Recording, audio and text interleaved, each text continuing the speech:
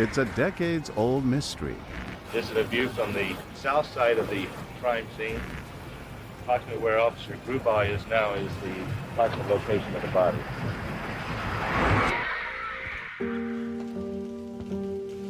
All leads had been exhausted. Why can't I solve this case? Why can't I find out who killed this 15-year-old girl? How could the killer just do this and disappear? Karen Stitt was just 15 when she was brutally murdered on her way to a bus stop in Sunnyvale, California, in Silicon Valley. Dumped at the base of a cinder block wall, behind some bushes, her hands and her legs bound with her own clothes. Raped, stabbed over 50 times, and left to bleed to death by a monster. To cross paths with an evil predator on such a short window of time is like a lightning strike. When someone is murdered, it's like a whole world has been destroyed. It changed all of our lives forever. For every family member and friend who never got answers, there are investigators still haunted by the case they never closed. It was a case that hung over their heads for decades. It was in their neighborhood, happened on their watch. They wanted it solved. Decades after Karen Stitt's murder, one determined cop, Detective Matt Hutchison, takes her case on. But I was reading a newspaper one day and I saw this article about this Sunnyvale cop who had posed as a busboy to gather DNA evidence to solve a cold case. And I thought, this is kind of cool. Sounds like a TV show or something. Matt never gives up, and he will use every avenue available to him to solve the crime. He's willing to kind of get down in the muck to do whatever it takes to find these people. He will bust tables, and he will collect trash, and he will get his fortune told. Matt will do anything to identify these killers. For every story, there's a villain and a hero. And I think Matt is the hero in this story. You're gonna work these cases until they're solved, or it's gonna break you. Matt Hutchison, who goes by Hutch, has made arrests in no less than 7 cold cases, leading some to use a different nickname for him, Badass Detective. I was born and raised in the city of Sunnyvale. Grew up like any other kid, playing Little League and all the sports that I could. I asked Matt what he was like as a kid, and he says, I guess you'd say I was willful. I was a willful kid.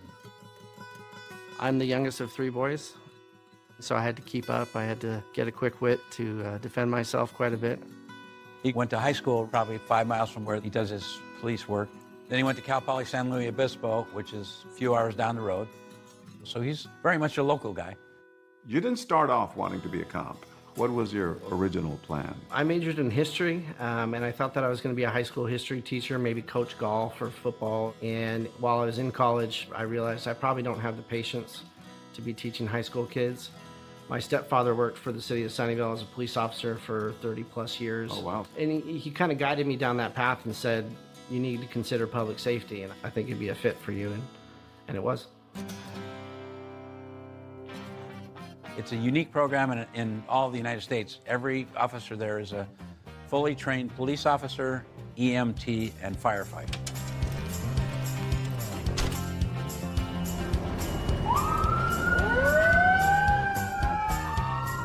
Basically what that means is that everybody who signs up to be a cop also signs up to be a firefighter and an EMT. A lot of people want to either be cops or firefighters. It definitely takes a special person that wants to do both sides of the house. Which one do you like best? What's the difference? I would say that when you're a firefighter, they wave to you with all 5 fingers instead of just their favorite middle one when you're on patrol.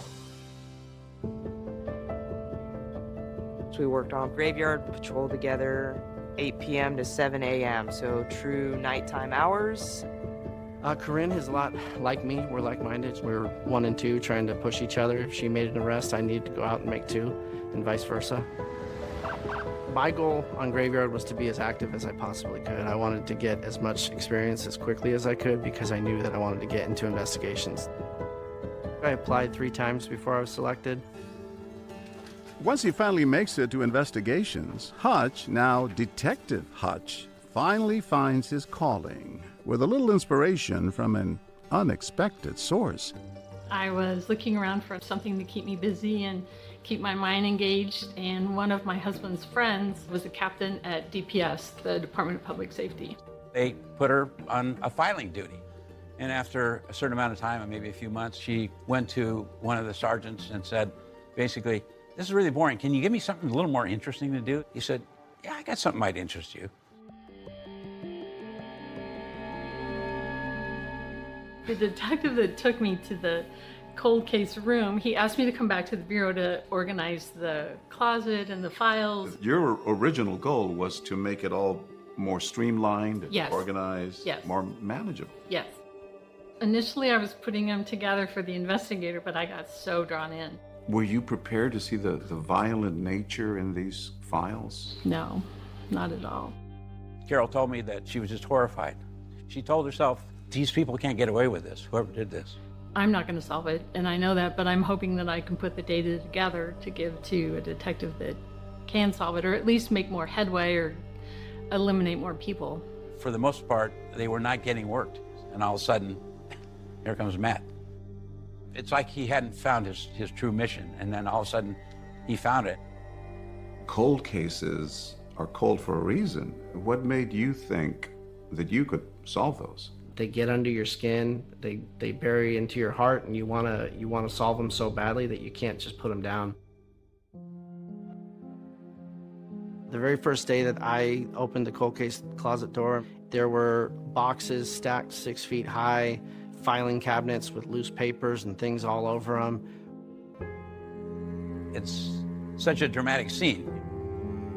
It was like the attic that you've not gone up into for 30 years. There was one folding chair, so he sat on a little folding chair with the files, and he would have a legal pad and on one knee, and he'd be taking notes. So many of these boxes representing lives lost. It was just him, total silence, back there with the files, back there with the ghosts. When I became a detective and I told my stepfather I was interested in the cold cases, he said, you have to work Karen Stitt. She's a 15-year-old girl who was abducted, stripped nude, bound, and sexually assaulted, and left in an alleyway. Blood stains are here and on the other side of the wall. Every detective over the years, when they look at that case, that's the case you want to solve. If you're going to work any of them, you want to solve that one. Little does he know, it'll take him another 5 years and traveling 2,500 miles, teaming up with library ladies and a mom on a laptop, going undercover to visit a psychic to close in on the killer of Karen Stitt.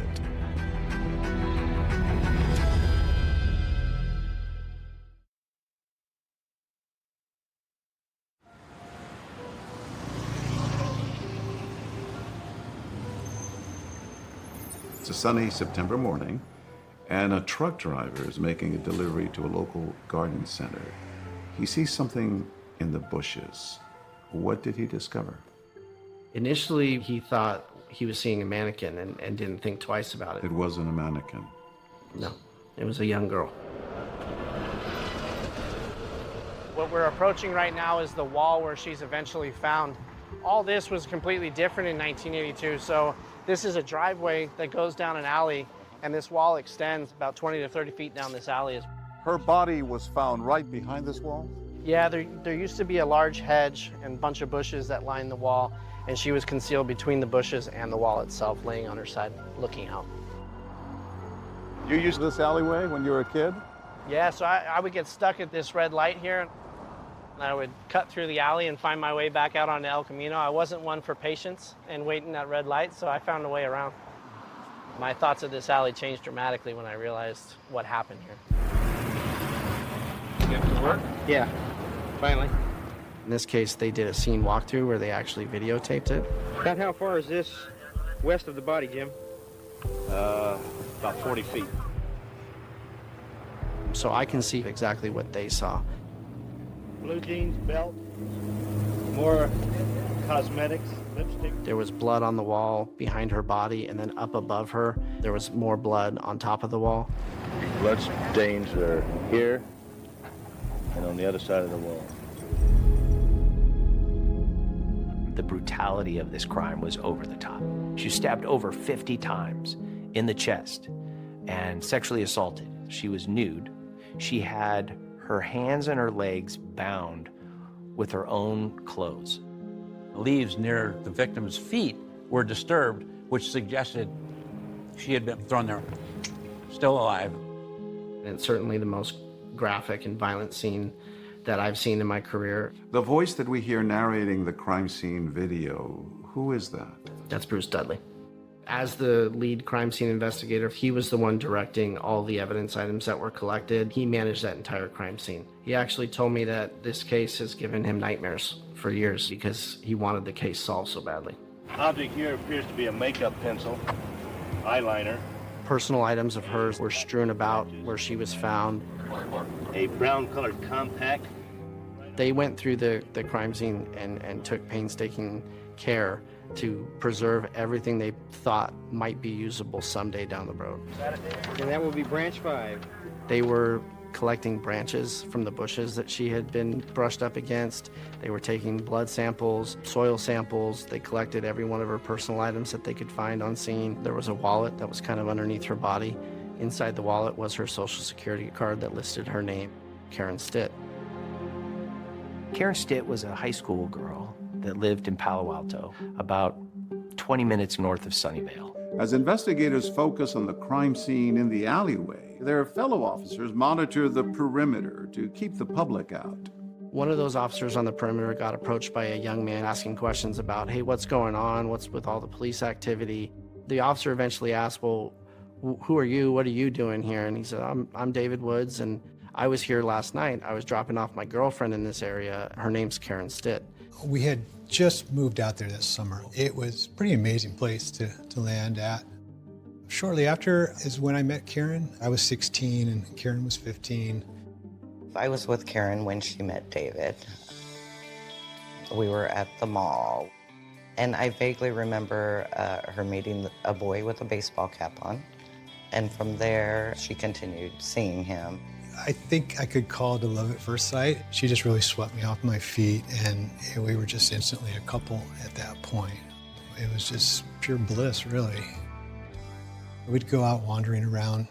One place I remember, there was a Tower Records. You're flipping through records and albums. We're both into rock music. I had definitely a wide variety of tastes. I know she liked a lot of what I did too. On the last night of her life, Karen takes the number 22 bus from Palo Alto to Sunnyvale for a date with David. David met her at the bus stop.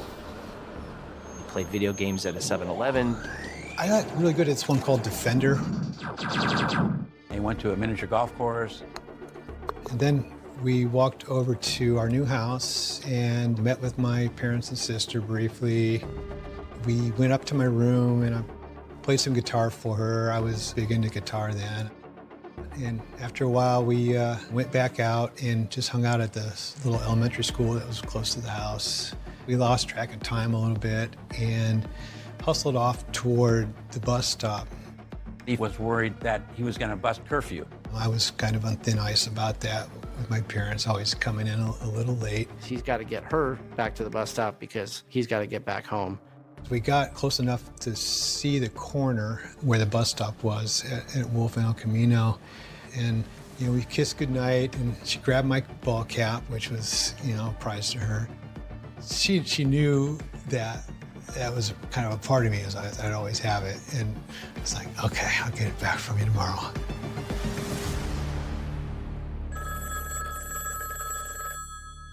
The first sign that something is wrong comes when David gets an early morning call. Family and friends are looking for Karen. She never came home. I got a call wondering if Karen was still at my place, that she didn't come back last night. And, I got dressed and went down, picked up the bus at the same spot. David heads to Palo Alto to retrace her steps, but there's no sign of Karen. His worry growing, he makes the return trip home. When I got off the bus, I started walking down the road and I see the crime scene taped off. Then I'm a little more concerned, so I approached one of the uniformed officers that was there asking what's going on, and at that point, they pretty much whisked me away. He was the last person to see her alive. And when cops search David at the police station, they find something that only heightens their suspicions. When you're 6 hours into a homicide investigation, you have to follow that lead. Then they discover that he lied to his mom on the morning after Karen's murder. They're looking at him saying, well, he's not exactly credible.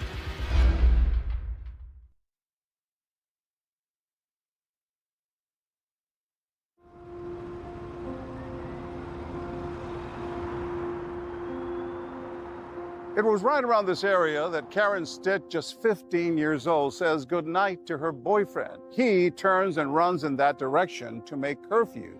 She heads in the opposite direction, around the corner, to catch her bus. But the bus comes and goes, and Karen never gets on.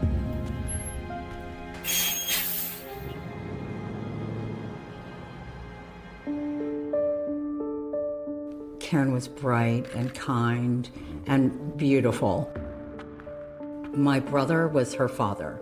Karen was the third child. She was the baby of the family. She was.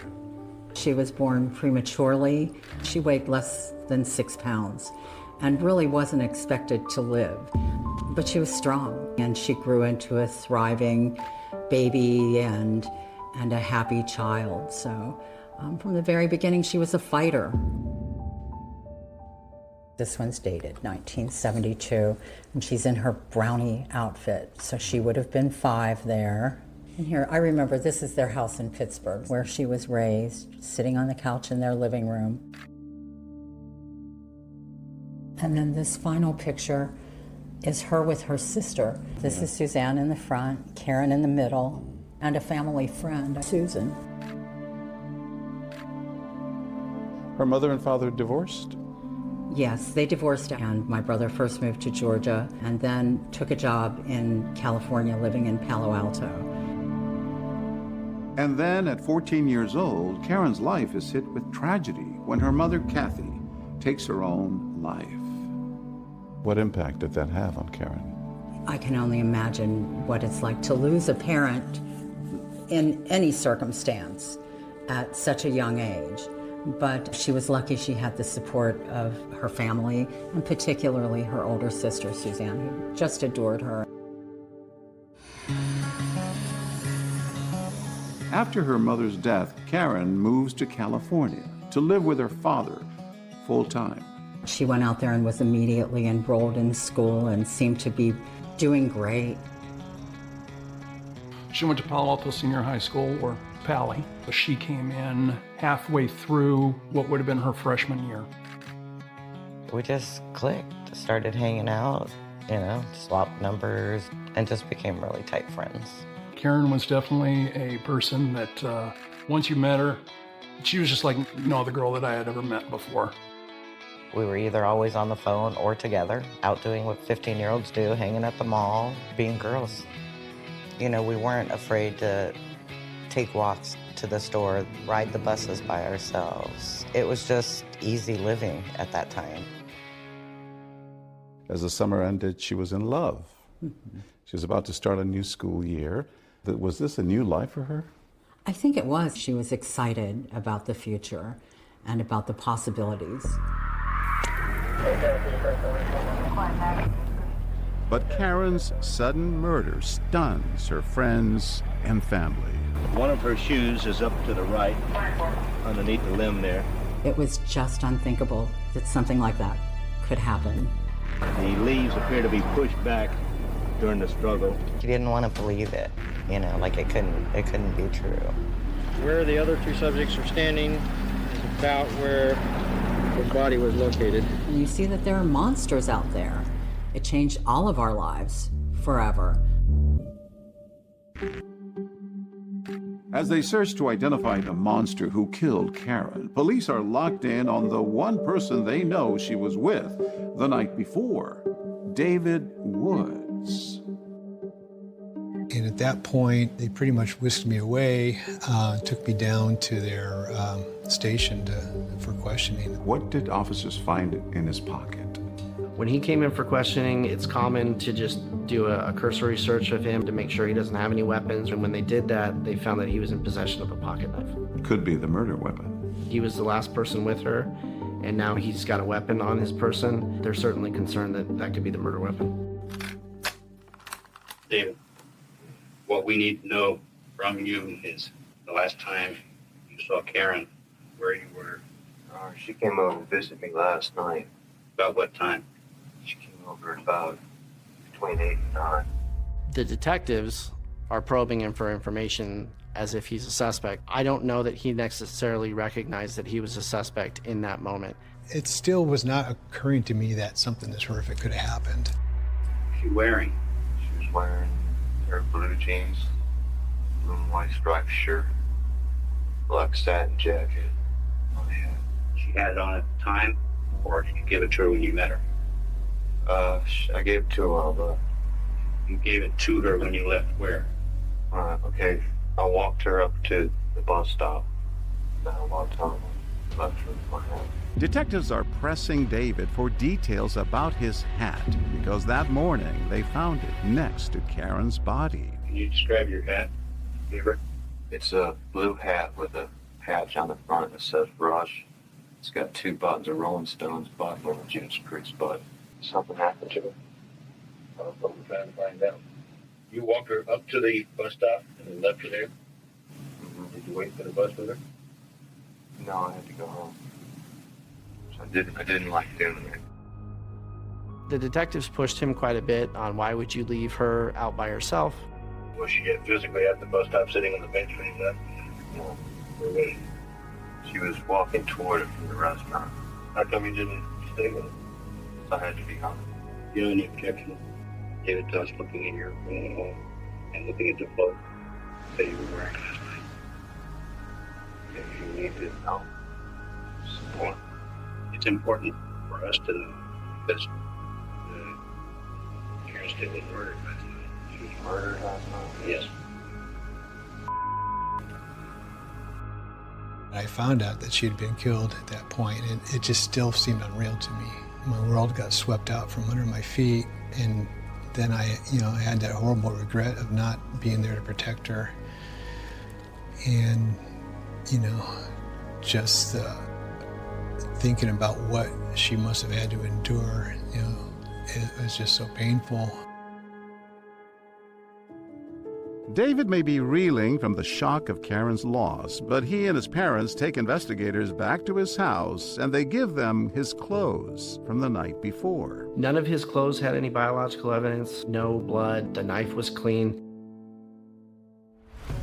But what's missing from the crime scene quickly takes investigators in a different direction. There's not enough blood on the ground, on the wall, for that to be where she was stabbed. Could Karen have been attacked and killed somewhere else and then left back at that alley? There was a witness that came forward and described a very distinct vehicle. They described the coloring and described a sticker. Detectives told officers to be out in the neighborhood day and night trying to find this car. They're casting a very wide net because we just really don't have any idea who did this.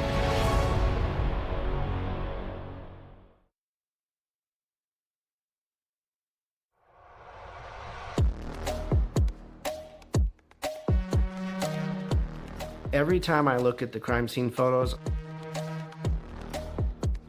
as traumatic as they are, I want to study them and know them like the back of my own hand because I want to be able to explain every single item. The what, the how, the where, the when, the why. I want to know every answer I can. In 1982, investigators are also studying the crime scene closely and have zeroed in on Karen's boyfriend. I don't recall them having any suspicions other than possibly David, because he was the last one with her. And that's not all. They discovered he had not told everyone the same story about the morning after Karen's murder. Did you receive a phone call this morning? Yeah. What time? Who was it? It was her sister's room. see why she was looking for Karen. She was trying to get him down. But when he hung up the phone that morning, he had told his mom something different. When David finishes that conversation, Mom asks him, who was that? And he tells his mom it was Karen. Even though he explains he was just trying to avoid worrying her, it feeds their suspicions. When the police are talking to all these different people and getting 4 different versions of the events, they're looking at him saying, well, he's not exactly credible. Why would he lie to his mom about who he just talked to? Even as they're taking a hard look at David, cops are also re-examining the crime scene and details that seem to be pointing in an entirely different direction. Where Karen was found, there's not enough blood on the ground, on the wall, for that to be where she was stabbed. There's just no way. I've always believed that whoever abducted her put her into some sort of a vehicle that was big enough that the crime was committed inside the vehicle. The investigators keyed in on that as well. At one point, there was a witness that came forward and described a very distinct vehicle. It was either a truck with a shell over it or a panel van type of vehicle. Detectives told officers, I need you to be out in the neighborhood day and night trying to find this specifically described car. And they actually found a vehicle that matched generally the description and found that guy and interviewed him as well. But this tip goes nowhere, as does every other potential lead they chase. From a reportedly violent military veteran seen in the area that night, to a clerk at the 7-Eleven, where David Wood said he was playing an arcade game. They just had blood on the wall, a boyfriend who made some statements that were inconsistent, and there's really nothing else to work. Did the family suspect anyone? I don't think there was anyone that the family truly suspected. And they kept saying, you know, it's only one phone call away. Whoever knows anything at all, just make the call. The longer it went, I knew the harder it was going to be to find somebody. We didn't hear anything for quite a long time, like 5 years or something. And then somebody would reach out. And then you wouldn't hear anything again for a long time. So I thought it was just like a repeating cycle of they don't have anything, but they're just asking more questions. But whenever a detective does reopen Karen's file, and many do, one name usually rises to the top. Really, it's not the boyfriend? Are we sure it's not the boyfriend? They felt like they knew what happened, and they had a hard time going beyond just looking at the boyfriend. He was the main suspect initially, and he remained a suspect for years. I'm sure whatever list of potential suspects was there, I was probably always on there. But, you know, I also knew that, you know, there's no evidence that I would have been able to do something so horrific. In 2000, a new detective is looking at this case and realizes we can use DNA technology on the blood from our crime scene. Where are we here? We are at the Santa Clara County District Attorney's Office Crime Laboratory, where we do DNA analysis. In Karen Stitt's case, you processed some evidence in the year 2000. Why do it now? The crime laboratory went online with the more modern, newer DNA typing. A 15-year-old girl was murdered in 1982. The victim had been tied up with her own jacket, and this jacket had blood smears and stains all over it. If you're stabbing someone, the odds are that the blood is going to lubricate your hand and it's going to slip, and you're going to cut your own hand on that knife blade. So I was looking for something that stood out. This is my note page from the case. I noted that the stains were all soaked or smeared. One little red dot was thick, shiny, and perfectly round, as if someone just dropped it and it dried. Because it stood out, I sampled it for DNA analysis, and it was an unknown male DNA profile. That same profile matched the blood stain on the wall above her. That was the point we thought, this is our killer. That's the person that did this. The first thing we did with that was to compare it to her boyfriend. We do a one-to-one comparison between David Woods and the blood at the scene, and David Woods is eliminated as the source of that blood. After nearly 20 years, with a cloud of suspicion hanging over him, David Woods is finally ruled out as Karen Stitt's killer. It's the DNA that allowed us to rule him out as a suspect. How does this unknown DNA profile change the investigation? Now that's the person that you need to focus on. Figure out who that blood belongs to. We didn't know who it was. It was a profile that was eligible to be uploaded into CODIS, the national database, and we did upload it, but there was no hit. I got to a point where I felt like this probably will never get solved. It almost became a subject that we didn't talk about in the family. But 35 years after Karen's death, Hutch takes this case on with a new determination to solve it. When I first started working it, there had been an article in a local newspaper where her father was quoted. And the sentiment was, I haven't heard from Sunnyvale in quite some time. I don't think they'll ever solve my daughter's case. I called him right away and I said, Mr. Stitt, I'm taking the case now. I will work it. And that conversation was short, and he basically told me, don't call me back until you do. And as Hutch digs into the case, another unsolved murder in the same town just a few years earlier catches his attention. A young security guard, 18 years old, stabbed to death inside of an office building. She was a young girl still in high school. There's parallels in these cases because they're both stabbed, and it's a complete what we call a whodunit. So what connection could there be between these two cases?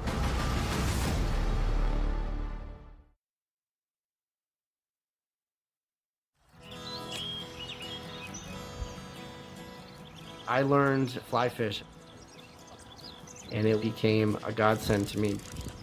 Watching my fly go down the river and setting the hook is the only place where I can completely check out from the rest of the world. It recharges my batteries in a sense and gives me the ability to keep going. I wish that we were just catching fish and there wasn't a need to catch people, but this is my job. Matt was always working on more than one case at a time because he would hit a dead end and he would just start working on another one. Matt Hutchison is moving full speed ahead trying to solve the Karen Stitt case. But he's also competing with a backlog of current cases the department is trying to close. Sometimes all Hutch can do is wait and begin investigating other cold cases. And then there's the murder of Estela Mena. It was a mystery. Absolute mystery. Estela came from a strong family. She didn't go out and socialize a lot. She did some martial arts, went to school, and worked. Long before big tech became a big thing here in Silicon Valley, Western Electric was a leader in the communication business in Sunnyvale. Back in 1979, Estela Mena was a security guard working part-time there while still in high school. She's 18 years old and she's still in school, but she's taking on such a serious job. I always just looked at it as a sign of her ambition and where she wanted to go in life. On a Saturday afternoon in October, Estela was planning to attend a martial arts competition after work. She never made it. It was a weekend where Western Electric didn't have all their employees going in and out of the business. There was less staff on scene. And one of the engineers who had been working upstairs, he's going to leave the business and he hears Estela in the corner struggling to live. He finds her on the ground, stabbed multiple times. She's not communicating with him about who stabbed her. Attacked where she worked and murdered and tossed behind a vending machine. The murder is in 1979. Hutch is on the case in 2018. All right, what do we have here? This is the overhead scene diagram from 1979 for the murder of Estela Mena. A common thing that crime scene investigators will do is an overhead view of the scene where a crime happened. They'll draw the vending machines, her desk in place, doors, certain things that don't move. The other category Hutch focuses on are things that do move, items that seem out of place. I look at things like the screwdriver in the middle of the room. How does that get there? Why is that there? Does it make any sense? Same with the comb. Same with the shoe. The photo of Estella's shoe also catches the eye of Carol Smith, that volunteer who's been helping out in the cold case unit. The other detectives that I had worked with suggested that it was probably above her head because the first responders, to get to her, they'd thrown it back over her head. Carol, you said looking at the scene, it was your impression that the victim was a fighter. Why did you say that? Because it starts this way and goes all the way to the other side of the lobby. And you can see there's buttons and combs and everything that trail that way. There's blood that trails throughout the lobby. And so, yeah, she fought the whole way. But the young martial arts student is no match for a killer with a knife. She didn't have no kind of weapon on her. She didn't have nothing, and she was a security guard, and most security guards do. They have either mace to spray in their eyes or some kind of, if not a gun, I mean a stick or you know, something for her to protect herself with. And she didn't have nothing like that. Decades later, the family receives an unexpected phone call from Detective Hutch. I did reach out early on and I said, I'm working this case. I know that there's a family on the other end of that case that's still waiting, and that's painful for them. And if it's painful for them, it's something that I want to try and do everything I can to fix. By the time Hutch comes on board, Western Electric has ceased operations. The original investigators have long since retired, and the killer has a 39-year head start. I've always picked up a cold case knowing that it is my goal to solve it, but that might be difficult and I may not succeed, but I can leave it better than I found it. In the early stages of the investigation, the biggest lead was the smallest piece of evidence, a speck of blood. When the crime scene was processed, the Sunnyvale detectives found a drop of blood on the door frame, the same door that the killer would have gone through.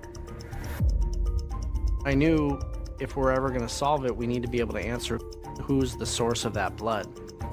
You can't prosecute that case unless you know who the blood on the door frame is. On the day of the crime, Western Electric was in the process of moving to another facility. So the building itself had a lot of people that were in and out of there that weren't necessarily associated to the business. Over time, investigators interview them all. The end result? Nobody knew anything. Nobody saw anything. Thank you. Much like Karen's case, Estella's case gets under your skin and it sticks with you, and they won't let you give up. Matt Hutchison is about to get some assistance from a very unlikely source. I explained to them who my victim is and what the case is, and they are on board. How can we help you? What do you need from us to help solve this murder of this young girl? I said, I need a trash truck. One of the best ways to find a killer is to get a sample of their DNA. And the best way to do that is to grab their trash. This is your guy. Matt Hutchison. I didn't do anything wrong. In my line of work, it's very common for people to lie to us. I want to see if I can rattle his cage a little bit. Any reason for your blood to be found inside that lobby?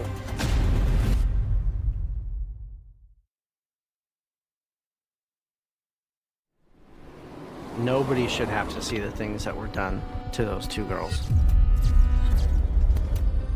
But I'm fine with it being me if it means I can solve them. And solve them by any means necessary. Because if he sees you out the window, your cover is blowing. I rode the truck as if I was just any other employee. Any reason for your blood to be found inside that lobby where this happened? Juggling two cold cases. But is it the same killer? We just needed to find a name to match that DNA. That's what we look for. You have someone who was killed or stabbed or shot. You gotta look at and everything. that person, they're bloody all over. So we just took our pool of suspects from millions to there's 3 men in the world that it could be. Crucial work here. A very crucial work. And is one of them connected to this psychic? You're not going to make me cry, right? If you don't cry, I don't feel like I've done my job. This is the one chance we're going to get at it, and we can't screw it up. Bingo. We're going now because I have to go take care of Karen. I have to go take care of Estella. Oh, man.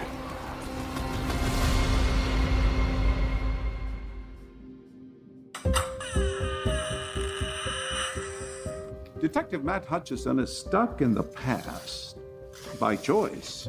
I'm fortunate to work cold cases in Sunnyvale. Working case files pulled from a closet few others dare to enter. I went in there, I almost turned around and went out and said I give up. Instead, he starts working multiple cases at the same time, including 2 eerily similar stabbings. Karen Stitt, a 15-year-old stabbed multiple times while on her way to the bus. Estella Mena, an 18-year-old security guard attacked on the job at Western Electric. Both murdered, but by whom? There's constant disappointment. Can the man they call Hutch break the cases before the cases break him? Oh, man.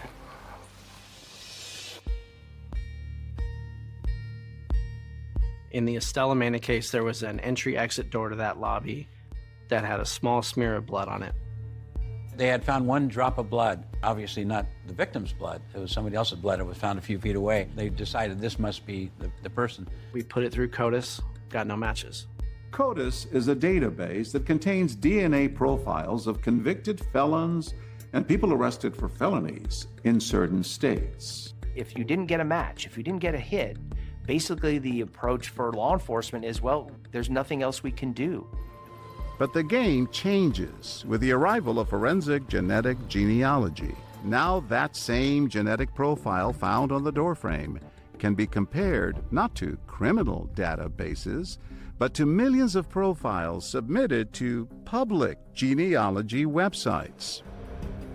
We got back some genetic matches that were close relatives that quickly kind of identified one gentleman who lived in Southern California who could be the source. It's the best lead investigators have had since 1979, a subject with a connection to Western Electric. I went into the case file with the name of the subject that lived in Southern California, and he jumps off the page. He was an employee at Western Electric. He did a brief interview in 1979, a couple days after the homicide. He essentially said, "Hey, I'm an employee of the mailroom. I don't know anything about the homicide." So we devised a plan to try to collect his trash that he's left out at the curb. A partner and I fly down to Southern California where he lives. But the execution of that plan is more complicated. Police surveillance reveals the subject puts out his trash just moments before the garbage truck comes down the street. So taking it in the middle of the night is not an option. You want the element of surprise, because if he sees you out the window, right, your cover's blown. Our cover's blown, evidence could be gone, he could be prepared for the interview and come up with a story that I can't refute. When I get face-to-face with him, I want it to be the first time he knows we're investigating him. So you gotta be able to surprise him. Have to. You gotta get creative. I do. We actually contacted the trash company in this case and got them to give us a truck so that we could drive on the truck and collect an entire can. You asked the trash company for a truck. Their reaction? At first they were like, this is not the type of thing that we do. And then I introduce them to my victim and I tell them the story. I tell them who she is and why this is important, why this is the only way. And then they're 100% on board. It has to be realistic, right? It has to look like every other trash day that he's ever had. It was important that I look exactly like another trash employee. So I had the vest on, I rode the truck as if I was just any other employee because we didn't want to give the impression anything was changed. They roll out the old beast that's been on the line for probably 15 years, and it's got 3 inches of just sludge. Sludge. Just disgusting. And I tell them, guys, we're gonna put samples of DNA into this thing. It has to be pristine We have to have a way to preserve this evidence. These trucks are designed so that when a can goes in, it smashes all the trash to make room for the next can. We disabled the compactor arm, and then we drove to a local hardware store and bought a big tarp and crawled up in there and rigged it up inside the truck so that when the can dumped in, we would catch just our trash and it wouldn't touch anything else, and we'd be able to drive away with it. So then you hit the streets. You head to this guy's house, and what happens there? The first thing I see is another one of these trucks half a block ahead of us, and I'm in full panic thinking this guy's gonna take our can. We got on the horn with him and said, you need to just blow by the address. He listened, thankfully, and when he goes by, we pull up and we make a left into this gentleman's court, and I see his can, and I know the game's on.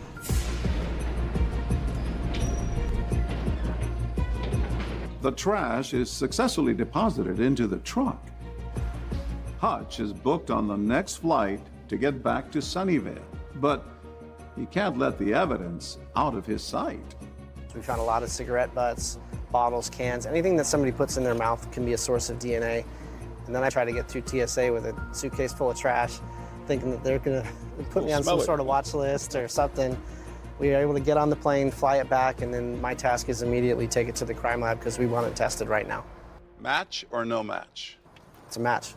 We know who the source of the blood is inside our crime scene now. The work is on now. We have to prove that he's the one that did it. Hutch returns to Southern California, and this time it's to come face to face with his prime suspect. Well, this is your guy. Matt Hutchison, I'm really sorry to ruin your day, and that's the copy of the search warrant. Jesus. Why do we have to have a search warrant? I didn't do anything wrong.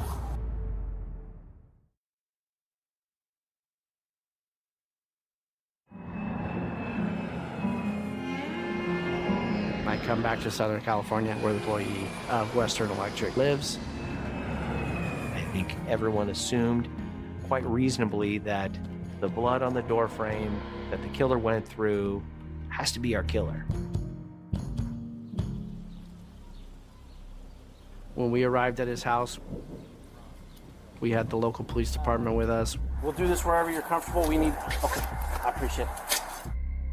You want a cup of coffee? I'm okay, thank you. I want to see if I can rattle his cage a little bit and make him uncomfortable, and maybe he'll slip up. In my line of work, it's very common for people to lie to you. Did you ever suffer any kind of injuries or have any accidents when you worked at Western Electric? Not that I remember. Maybe he'll say something, or maybe he'll give me some indication that he actually is the perpetrator in this case. This is one of the doors leaving the business. There's a blood smear. See it right there. Any reason for your blood to be found inside that lobby where this happened? I don't think so. Why would you kill the security guard? There was no money there. He couldn't have been calmer or more cooperative. Have a safe trip back. Appreciate it. I wish I could be more help, but I just... When I look at that, I believe that he's credible, but he might just be a good actor. He might be just saying all the right things. I know I need more evidence than just the blood on the door. Can I put him somewhere closer to the victim, maybe on the victim's body, on her clothing, on some item that I know she touched and interacted with? We need to look at all of the evidence all over again. And as soon as I knew we were going to test other items, I came back to Carol's voice in my head saying, Matt, you have to test a shoe. You have to test a shoe. The two of you talked about that shoe Yes. incessantly, apparently. You can ask Matt, but yeah, I bugged him. She made it very clear to me that she wouldn't speak to me again if we didn't test that shoe. The bottom line is that shoe should have been on her foot, and it's not anymore. And that only happens because it falls off during the fight. Although they've seen the crime scene photos numerous times, neither Hutch nor Carol have seen the actual evidence until now. This really humanizes it. You see a height and a weight on a piece of paper, just somebody's statistics, and that resonates in your brain. You see that, and then you hold something that belonged to them, and you see just how tiny she was.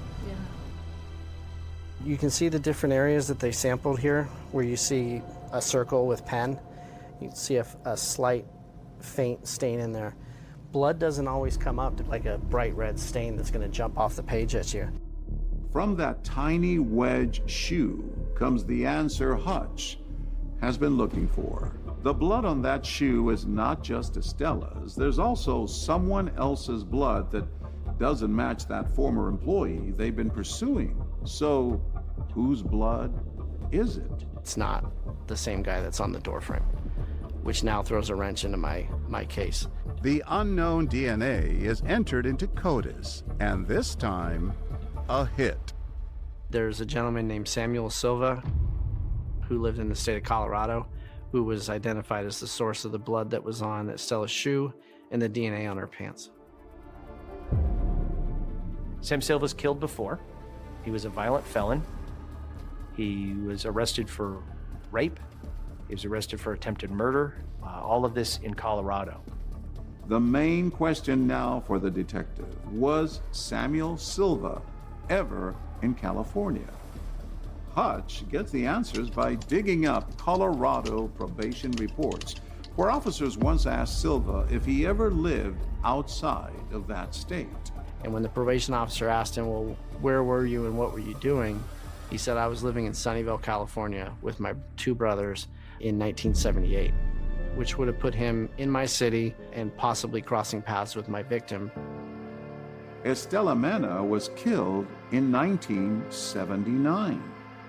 The street in Sunnyvale where Silva lived was less than 2 miles from Western Electric. Matt Hutchison keeps digging. He finds a copy of a resume that belonged to Estella Mena. It turns out that before she worked at Western Electric, she worked here at Great America Amusement Park. And guess who else worked here? Sam Silva also previously worked at Great America. We don't know if they knew each other for sure, but maybe that's where he got to know her. And eventually, Carol, you hear the news that there's been a break in the case. Matt called me immediately when he got the news, so this part always makes me teary because that was such a... I mean, that just gets to your heart. And all these years, yeah, to finally hear that we had gotten this one done, that was a big day. But no matter how hard the detective keeps working the case, there'll be no arrest, no conviction. Samuel Silva had died years earlier. I know I can never put handcuffs on him. I can never tell the family that we got him. You still have a job to do. When I go to the family and I say Samuel Silva is the person that did it, that's not all I'm going to tell them. I'm going to tell them why I believe that. It is my belief that she was the intended target of him coming to that business, and that she either said no to him, I'm not interested, or whatever it was that initiated an assault from him, and she fought for her life. It was Estella's sister Marta, seen here in a news report from our station KGO in San Francisco, who would grow up and coin a phrase that would one day make headlines. Marta, apparently is a fairly religious person, told me that Matt had flew up and met with her. And she said that when he left, she turned to her husband and said, that's one badass detective. There can be no better moment for me as an investigator than to tell them, it's done. We know who he is. He didn't get away with this. Hutch is not done. Karen Stitt's killer is still very much alive, and the detective is closing in. I'm going to put handcuffs on the person that murdered Karen Stitt.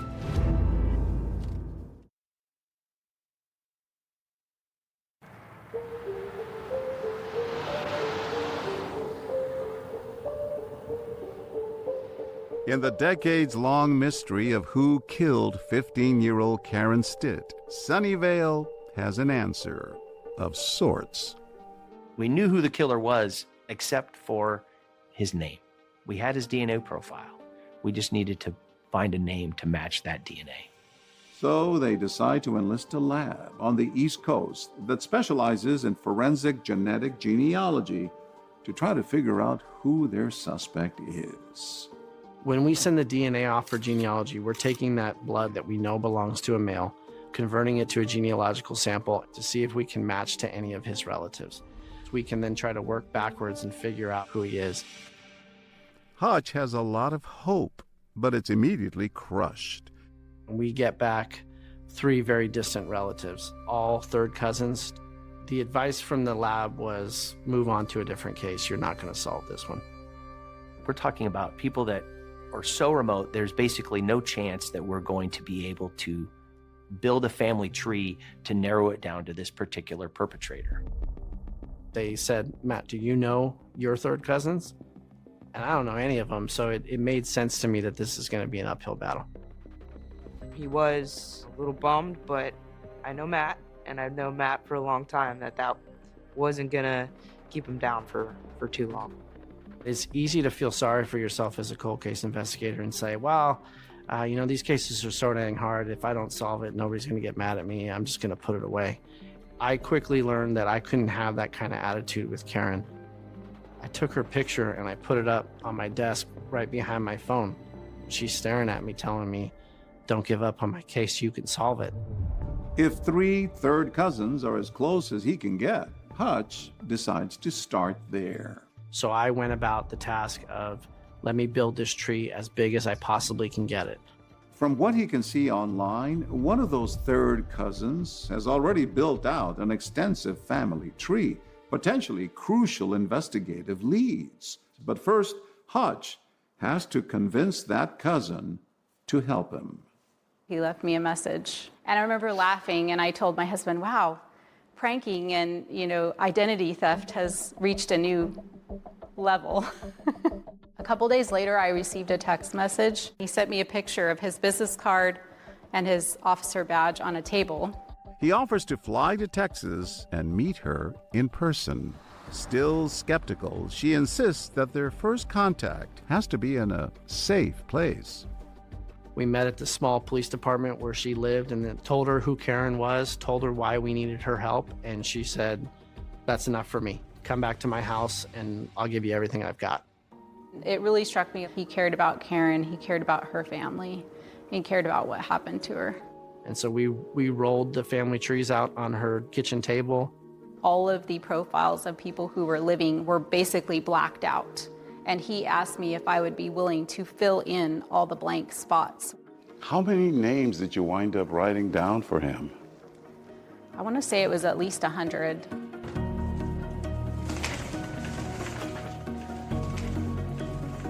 Once I knew the specifics of the case, I went back into my family tree and started looking for people that I thought could potentially be a suspect. We're building the data, but we have no idea where to go with it at that point. I'm just waiting for something or someone to come along and help me. And that's exactly what happens one day after Hutch gives a talk on cold cases at the Sunnyvale Library. I get approached by 3 women afterwards, and they say, well, we're daughters of the American Revolution. So that sounds really neat. What the heck does that mean? And they said, well, we've chased our DNA all the way back to the American Revolution. I said, wow, you guys seem like you're the experts. Have you ever thought about working for a police department? They keep their day jobs, but agree to volunteer on Karen's case, working with Hutch to fill in the blanks across the suspect's family tree. One day, his phone rings. There was one genealogist that kind of took the lead amongst the rest of them, and she called me and said, we have something. And she didn't talk like that in any of the other times I'd ever talked to her, so I start getting excited. I'm like, we have the guy? She goes, no, we don't have the guy, but there's this person. If you go out and you get their DNA, we'll know if we need to go after that person's cousins or if we need to go after that person's uncles. He's local. He's in San Jose, which is 10 minutes down the road. After a simple local trash grab one night, the results confirm Karen Stitt's killer is one of this man's 3 uncles. So we just took our pool of suspects from millions And you're never going to solve it, according to the genealogy lab, to there's 3 men in the world that it could be. And I'm bouncing off the walls at this point. My partner, Corinne, and I figure out that one of the uncles is living in North Las Vegas, and we know his trash day. We're going to collect his trash early in the morning and drive it all the way back the very next day.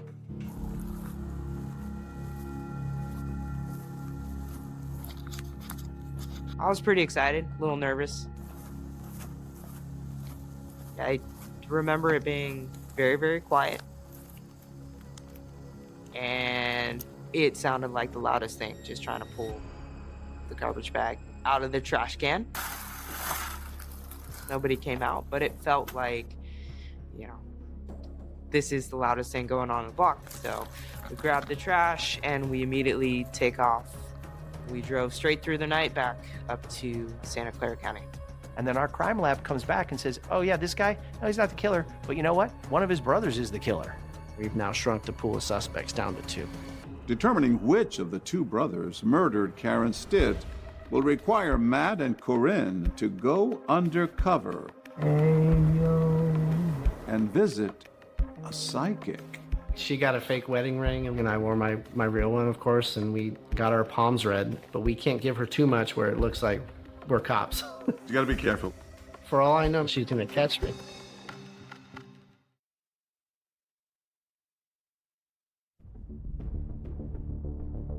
Investigators Matt Hutchison and Corinne Abernathy are steadily narrowing down their suspects in the 40-year-old murder of Karen Stitt. Through just working the leads and not giving up and building these family trees out, we narrowed it down to a group of 4 brothers. There was a lot of case discussion on which route we would take. And then it becomes a process of elimination. One by one, you got to go out and get their DNA. And that leaves us with 2 brothers, basically on opposite ends of the country. One was in Maine, and one was on the island of Maui in Hawaii. It came down to Gary Ramirez and another brother. Gary lived in Maui. We ultimately ended up in Hawaii. We didn't know too much about the individual in Hawaii. We knew that he lived in Maui, but we didn't know precisely where. We had a good idea, but there was no way to verify if he was actually living in that particular house. Some of the last records on file of where he may possibly reside was this residence. So we had to get a little bit creative and see if there was a way that we could confirm that he was even living there. I did just an open source search on Google of the address, and there's a pin on the address that says that there's a local psychic. A psychic? She's the landlord of the house, and she does palm readings out of the residence itself.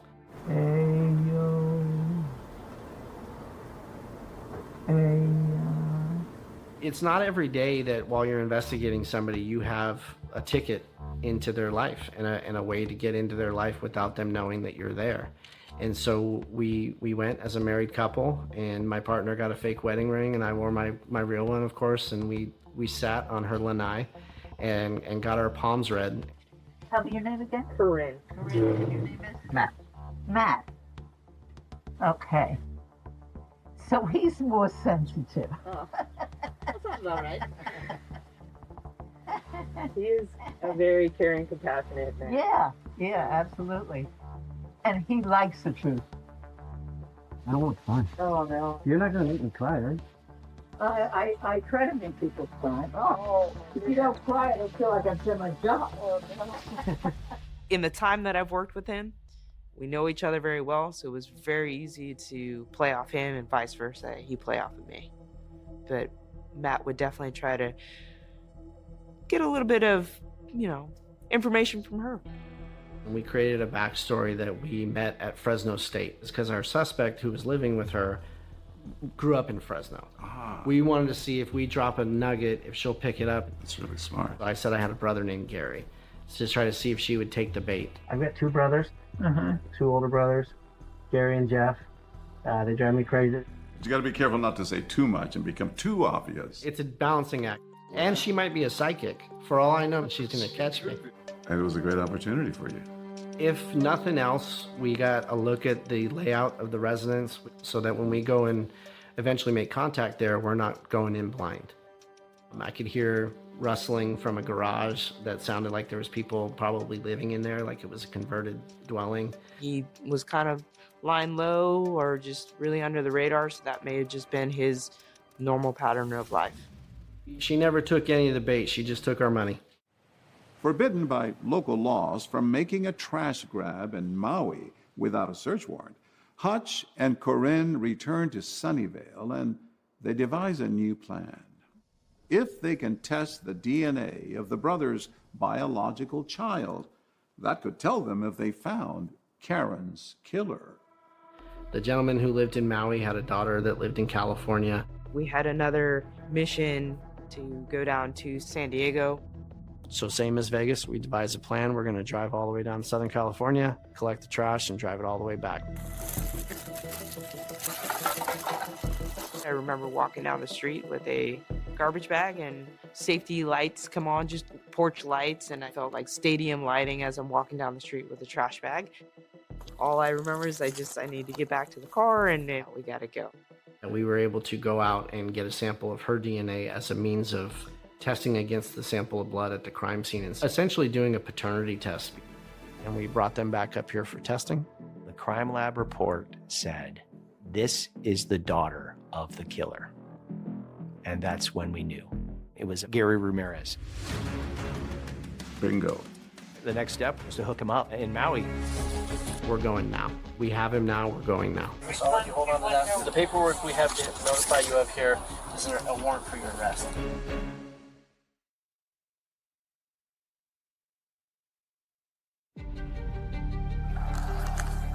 Once we knew that Gary was our guy, we filed a complaint charging him with murder. We're gonna go and make an arrest in Hawaii. Did you know he was going to be there? We had a Maui detective call Gary and say, you might be the victim of identity theft, can you call us back?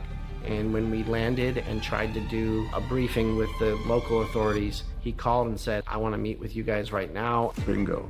Everybody sitting around that briefing table looked at each other and said, we're going now. As we pulled up, I saw Gary Ramirez. Yeah, how you doing, sir? I recognized him from his photos. Yeah, we just have to verify who we're talking to so we make sure we have the right investigation going. Do you have your ID? Do you have an ID? No, I have a military ID. Okay. Is that something that we can see? The paperwork we have to notify you of here is a warrant for your arrest. So I'm gonna hold on to this. We're gonna do this right away, right off the bat for you. I'm not gonna let you fall down or anything like that. Go ahead and turn that way and just keep your hands behind your back for you. I knew 10 seconds from now, I'm going to put handcuffs on the person that murdered Karen Stitt. And they're not just any handcuffs. I took my stepdad's handcuffs from when he was an officer in the city of Sunnyvale because I wanted some representative of Karen from 1982 to be part of that arrest. It meant that much to you. It meant that much to me, but I knew it meant that much to his generation of cops. Oh no, what happened? What did I do? It's something that's really old that we would be happy to talk to you about and share more information. Oh no, what did I do? So I'm gonna walk with you so we're not standing right by the house. Can you walk forward for me? His reaction? He tried to express surprise, but it didn't come off genuine to me at all. We'll get into the car and then we'll explain it. We have a warrant for his arrest. I don't know what I did. For somebody to be accused of something so heinous, if they know they didn't do it, I would have expected much stronger denials. You have the wrong person. This is wrong. This is the penal code for murder in California. What did I do? What? No, something's wrong. Hutch and Corinne drive Gary Ramirez to Maui's police department to be processed and questioned. This is kind of the moment, especially for Matt, where you ultimately want to try to get as much information as you can and just get the truth. Can I come in, Gary? Hi, Gary. You said you were being a cop. What's that? Thank you. The way he conducts those interviews, he's so good at getting people to be comfortable. It's a work of art. You're saying it's not you. I want as much explanation for how it's not you as possible so I can go find the guy that it is then. Okay. My goal in this is not to put the wrong guy in custody. I was careful not to tell him Karen's name, not to tell him the city of Sunnyvale. I wanted him on the defense. I wanted him to not know what I knew. And you said you used to work in sales, right? Yes. And you said car sales while you were in college? Yeah, I was in college, yeah. The violent nature of Karen's murder led me to believe that he could be responsible for other murders. I want to learn as much as I can about him. So Denver, Colorado, Libya, where'd you do your basic training? Lackland? Where's Lackland? Texas? Texas. So you didn't even get to get stationed anywhere in California close to home or anything? No. It's all right. I had fun. We talked to him about the places he had lived, jobs that he had. Jones Cleaners, I worked for them. And Jones Cleaners was out of Fresno? Yeah. Vehicles that he drove.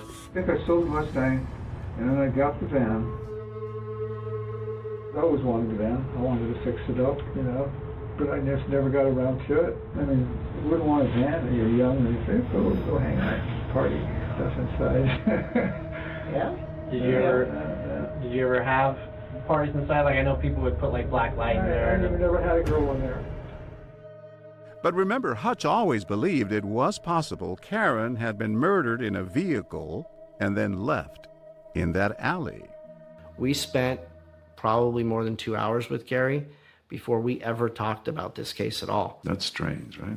Very strange to me. And I actually confronted him about that. It's curious to me that you're under arrest for murder and you don't have any questions about that. I don't know. I mean, I don't know. You know what murder is, though, right? Yeah. Killing a person? Yeah. Have you ever killed a person, Gary? No. When I told him, you're not even asking me what agency I work for, his response was, I know what agency you're from. You already told me. San Francisco. I didn't tell you that. I don't work in the city of San Francisco. Immediately, it's like a light bulb in my head thinking, what did you do in San Francisco that's causing you to believe that San Francisco police has shown up on your doorstep? Where do you work? I work in the city of Sunnyvale, Gary. Where? Sunnyvale. Okay.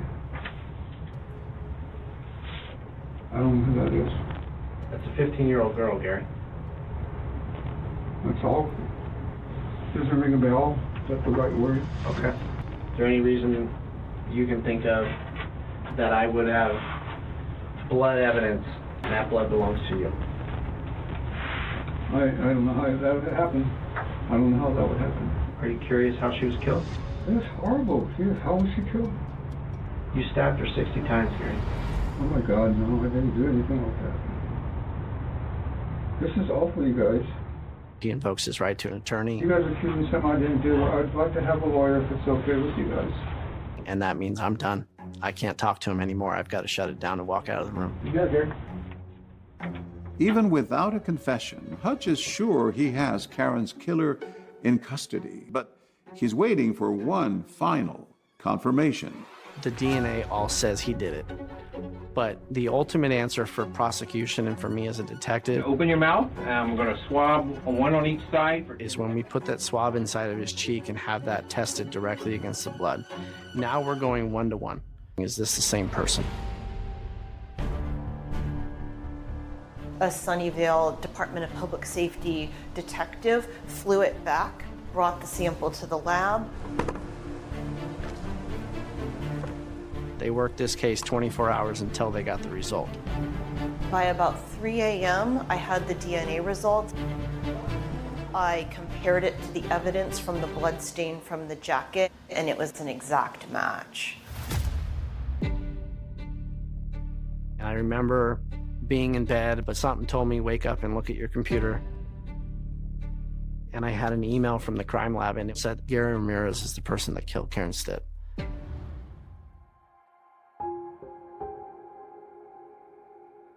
Just like I had her picture at my desk all these years, I had her picture on my computer, and I pulled it up and I said, Karen, we did it. Hutch then calls Karen's loved ones, who have waited 40 years for the news he's finally able to deliver. I was just overwashed with emotion. I'm amazed and grateful that this day it finally came. Oh my God, 40 years later. You had never heard of this man prior to this? No, not at all. It was shocking to me when he told me how old he was. I was bitter, to be perfectly honest with you, that this man got to live a full life And in return, we lost Karen. When it's time to go to court, the man who loved Karen will finally face the man who killed her. I wanted to be there whenever he was present. I wanted to make eye contact with him, straight-faced eye contact. But I want him to say I'm guilty, and I want him to explain what he did.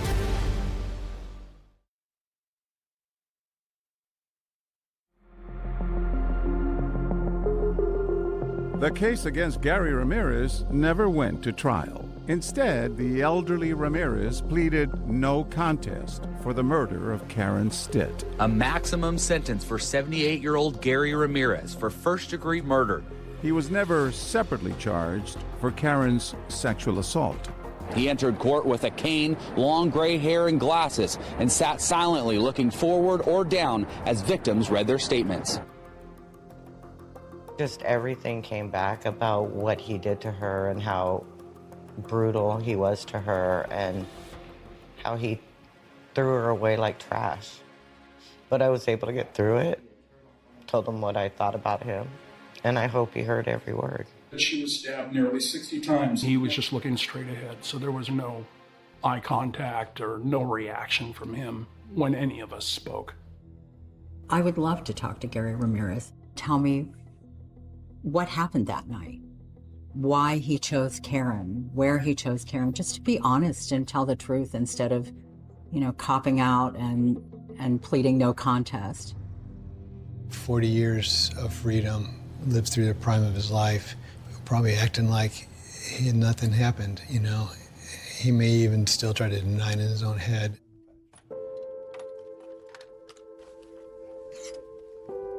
There's a cost to solving cold cases, a psychological one. They're gonna haunt me too. There's just no way around that. They get into your soul, and these cases will affect me for the rest of my life. There's also an emotional toll paid. For Matt Hutchison, providing closure for other families sometimes comes at the expense of his own. There's times I have to give my little boys a hug and a kiss goodbye and say, I'm gonna be gone for 3 or 4 days, and you're not gonna understand why. But what I always try to do is I would tell my sons, I need you to work the case with me. And they'd say, well, what does that mean, Dad? And it says, I'd say, you take care of Mom, because I have to go take care of Karen. I have to go take care of Estella.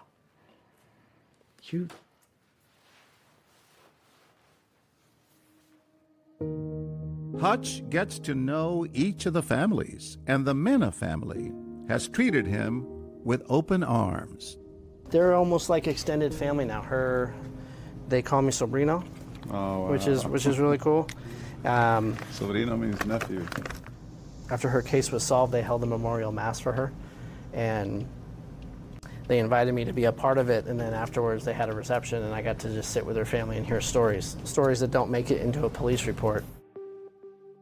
Matt Hutchison will be the first to say he didn't solve these cases alone.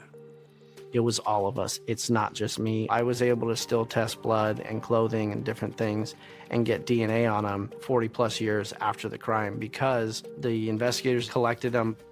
They had no idea about DNA technology then, but the evidence they collected is what ultimately led to both of these cases being solved.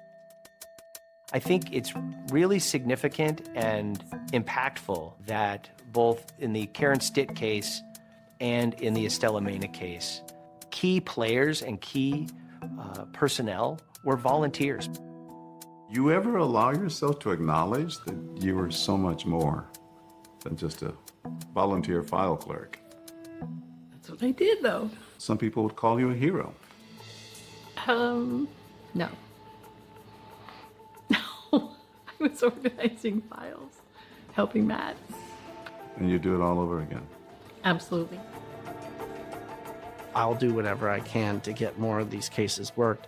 If more of them get worked, more of them get solved. And I hope all the Gary Ramirez's of the world and the Samuel Silvas of the world are living in fear for the knock on the door that's coming.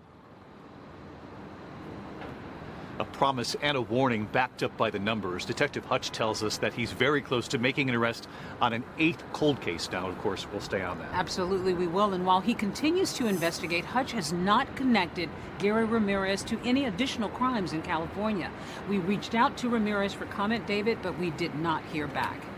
That's our program for tonight. Thanks so much for watching. I'm Deborah Roberts. And I'm David Muir from all of us here at ABC News in 2020. Good night.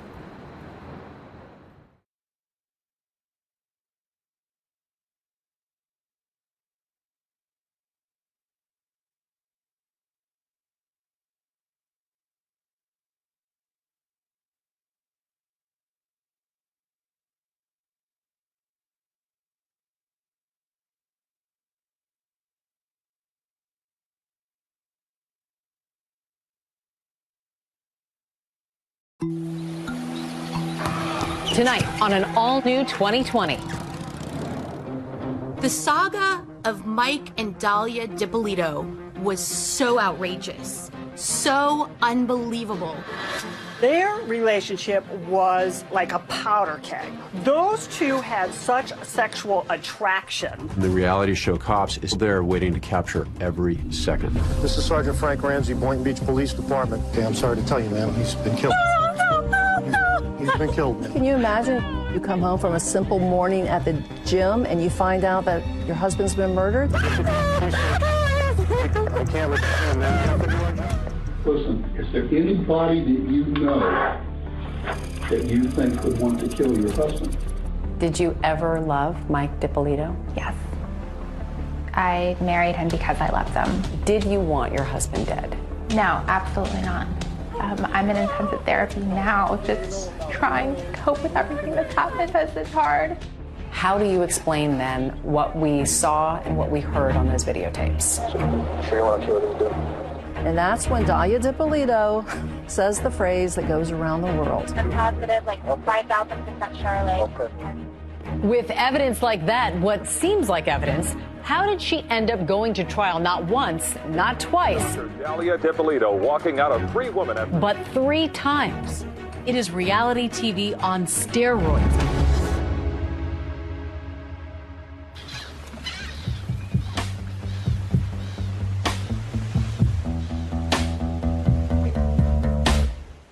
It's a cloudy morning in sleepy Boynton Beach, Florida. It's just before 6 a.m. It's already a humid 80 degrees, and most people are still asleep, but not 26-year-old newlywed Dalia Dippolito.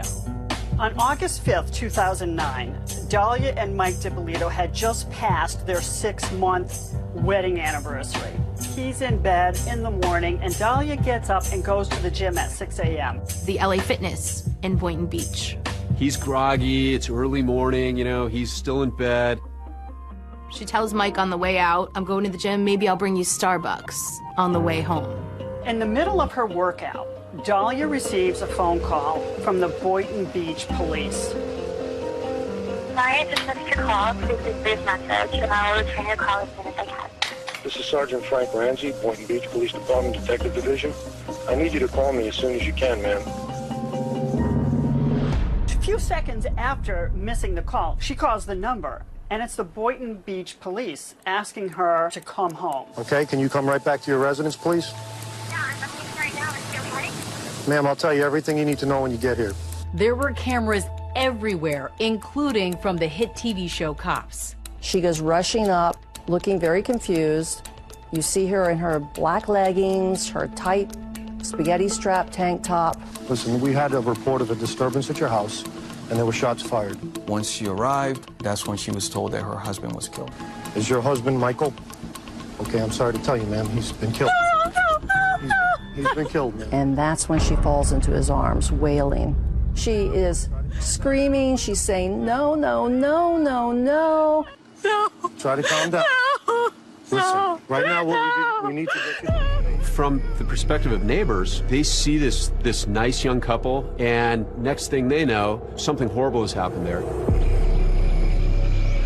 And they're all wondering, who would want to kill Mike Dippolito? Is it random? Is it somebody that could have come into my house? My name is Jillian Jalali, and I have a podcast called Court Junkie. This case has it all as far as true crime is concerned. Mike and Dahlia seemed to be a perfect match. It was truly a fairy tale. Dahlia's father was Egyptian and her mother was Peruvian. She was born Dahlia Muhammad. Dahlia comes from a religious family, very close-knit family. And when she was 13 years old, her family moved to Boynton Beach, Florida, where she essentially grew up. Boynton Beach is located in Palm Beach County. Well, that's a pretty glitzy county in Florida. When people think of Palm Beach County, they often think of Mar-a-Lago, where President Trump lives. He has that resort there. Boynton Beach, 15 miles away, is a typical American suburb. It's sort of a middle class, more of a blue-collar community. Dahlia lived in a gated community. She lived there with her mother. Some describe her as beautiful. She's certainly attractive, especially when she's got her hair and makeup done. I first met Dahlia Dippolito back in 2015. Has your story been told yet, truthfully? No, it hasn't. How would you describe your personality? Really bubbly, very friendly, really social. What types of values were you raised with? What was important in your family? We were constantly doing family activities, family vacations, and a lot of family dinners, big Sunday dinners. What were your hopes for her? To grow up, be married, be happy, and have kids. Dahlia grows up and she becomes supposedly a real estate agent. But the problem is that actually takes a lot of really hard work, and she's much more into the quick buck. I think she was a woman who early on decided there were certain things in life she wanted, and she was going to use her sexuality to get them. Money. She wants money. Some people might call Dahlia a gold digger, and if she could see maybe a fast buck in someone, she was going to go for it. Enter Mike Dippolito. He says that when he met Dahlia, she was working as a paid escort. He meets her on a website called Eros.com. He was ordering an escort to keep him company over the weekend. He ordered her like a pizza. Mike Dippolito is an interesting guy. Just like Dahlia, he wants a lavish lifestyle. He yearns for the finer things in life. Michael Dippolito was a muscular guy. He worked out, and he liked the high life, too. What was your initial impression of Mike Dippolito? Charming. What drew you to him? His personality. He was really engaging, and it felt a really strong connection. So, Mike Dippolito is a very likable guy. He's not afraid to be vulnerable. And he just seemed sort of like a guy you'd see at the gym, maybe not too bright, but working hard and trying to have a fun life. Mike describes his first meeting with Dahlia, that she was sweet, almost naive. Give me some insight into what it was like when you first met. We got into outdoor activities and stuff, and we got bikes, and we started biking together. What do you think Michael saw in you? My personality, who I was, my sense of humor. We talked about all kinds of things. We watched the news together. We were big movie people. We both love Starbucks, coffee drinkers. Mike had a very difficult upbringing, and I think he really yearned to feel loved and to feel safe and taken care of. He had this void that needed to be filled, and she made him feel like he had never felt before. But the problem that Mike had was that he was married at the time. They start an affair, a hot and heavy and steamy affair. He said the sex was unbelievable. Did you have any scruples about getting involved with the man who was still married? No, I was told that he was going through the divorce proceedings, and he had actually sent me papers showing that he was going through the divorce process. Not only did Mike Dippolito have a wife, he also had a checkered past. Well, long before he met Dahlia, he'd gone to prison for running a boiler room stock operation.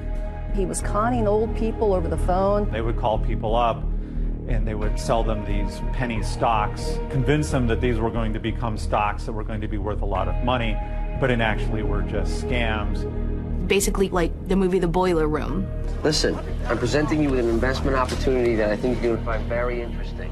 where he's cold calling people and trying to get them to invest in foreign currency. He was ripping people off.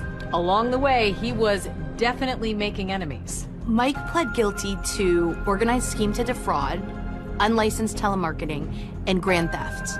And he served a total of 2 years in Florida State Prison, followed by 28 years probation. They're in love. They are determined to leave their past behind. So this ex-con and his former escort are in this whirlwind romance, and 6 months later, they're married.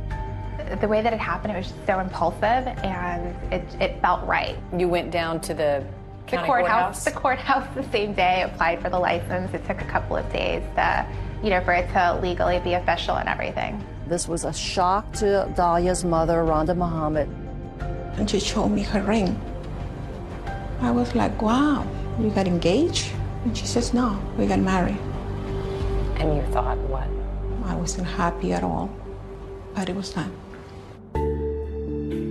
If you look at the pictures of them, she has this beautiful smile. He's grinning. They're embracing each other. It looks like true love. From an outsider looking in, they're the happiest couple. And that brings us back to that hot August morning in 2009. Mike DiPolito is dead.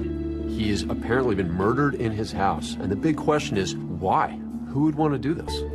Police can't help but wonder if this grieving widow is actually keeping a deadly secret. Are you sure that you don't know anybody who want to kill your husband?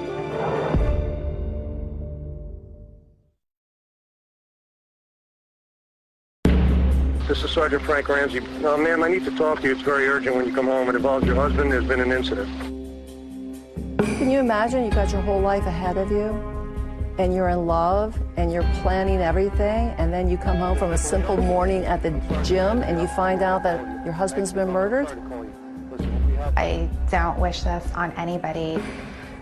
It's just beyond, words. It's so hard to be able to just fully express. Your husband, Michael? Okay, I'm sorry to tell you, ma'am. He's been killed.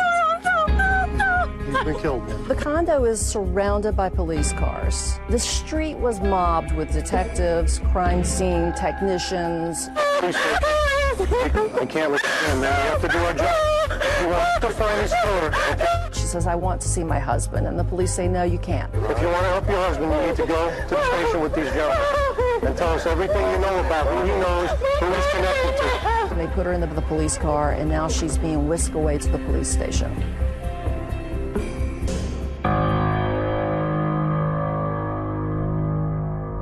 So they take her to the interrogation room. She's sitting in there. I'll explain to you what we're going to do, okay? They turn the camera on once Dalia steps into the room to watch her demeanor and to see how she was behaving. I don't want to be videotaped. Well, you're being videotaped. That's all part of it. And still expressing grief and sorrow and disbelief. I love my husband. We love you too. No. You don't want to see him. The police are treating her like a grieving widow. They're doing their investigation into who would want to kill her husband. Listen, is there anybody that you know that you think would want to kill your husband? My husband's on probation. For what? He's for stock fraud. Stock fraud? And in fact, she tries to steer the investigation to the victims that Mike had previously scammed money from. Did you spend any time in prison? How much? 2 years in prison and 5 years on probation, going on to 6 years. Oh my God. And what was that for? It was for taking money. It was like, he explained it like boiler room kind of, where they would take money from people. She tells them that he had been in prison before for fraud, that he was on probation, and that he still owed restitution, almost $200,000 to several victims. He's been trying to get off probation, and it's just been nothing but problems the whole time that he's been trying to get off. People weren't happy that he was getting off probation because it's a lot of money he's got to pay back. She tells them that Mike was just about to get off on probation early, and the people that he had scammed money from were very angry and upset about this.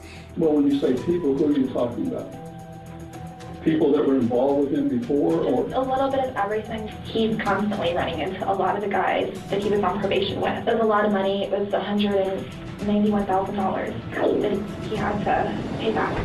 He's got all these sketchy characters from his past. Yeah. They're the ones. I guess somehow when he went away, some guys didn't go away. They left You the mean country. went away, he went to prison? Right. Okay. They left the country. And so somehow he was dealing with some of those guys because they thought that he owed them, and I don't know. She gave very vague details about, maybe people that could have been angry with him. She didn't provide law enforcement with much information at all. That's why I'm asking. If you know any names, then we can run these guys down and see what they know. I don't know if the one guy that I'm telling you about, Pasquale, if he also went away or if he didn't. She starts to kind of give names and tell them that there are possibilities of people that maybe had wanted to see Mike dead. Is it Pasquale or Pasquale? Pasquale. Then Dahlia starts spilling some of Mike's other secrets, like his substance abuse issues. He's recovering alcoholic. Dahlia tells detectives that her husband Mike struggled with demons, alcohol, and drugs. And so with him, it's very important to be like on a schedule and, you know what I mean, like have a system and very organized with everything. Get up every day, go to the gym, go to Starbucks. He would go to AA meetings. He felt was so important to keep regimented. He did that to make sure that he stayed sober. And in fact, Mike would have otherwise been at the gym with Dahlia, except he was recovering from liposuction surgery. We were supposed to go to the gym.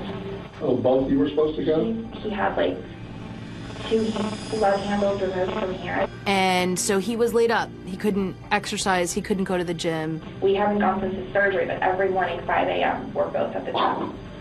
You're lucky. What? You're lucky you went to the gym.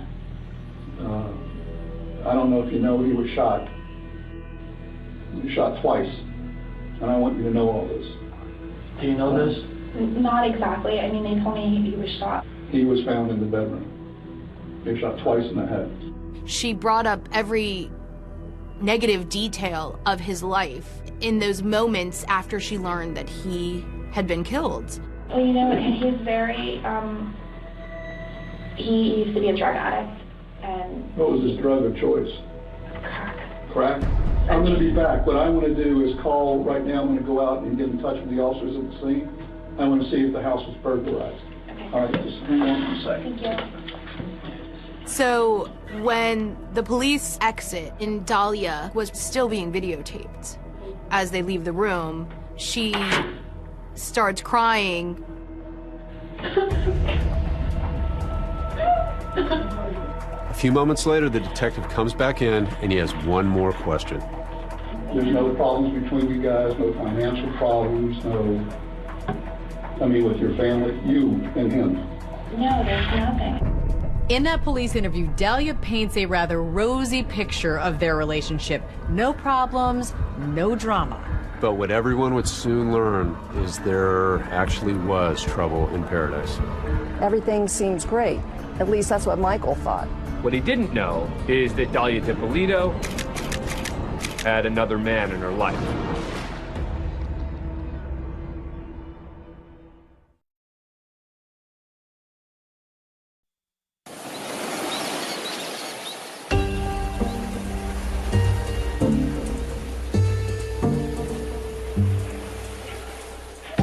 As Dahlia DiPolito sits in that interrogation room, there is still a lot that investigators don't know about her.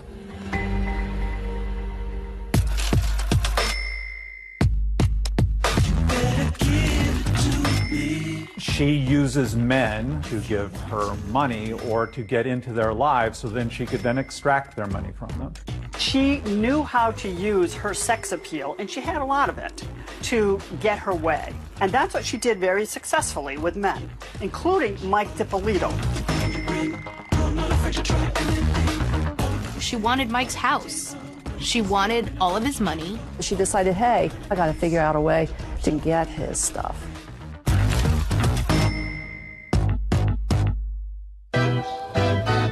She had several men wrapped around her fingers. One of those men was a Florida businessman, Mohammed Shihada. He was a 32-year-old Jordanian national. He was a quasi-actor. In fact, if you go to the site for Mohammed's talent agency, his online portfolio is still there.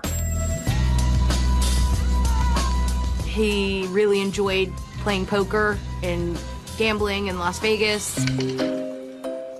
How did you know Mohammed? I met him a long time ago. He had a convenience store business, and I had actually walked into his store. And that's where we struck up conversation, and we both had Middle Eastern background, and so we just ended up developing a friendship. And you stayed in touch for how many years? Throughout the course of maybe like 15 years. So you considered him a close personal friend? Considered him a friend. I wouldn't say close.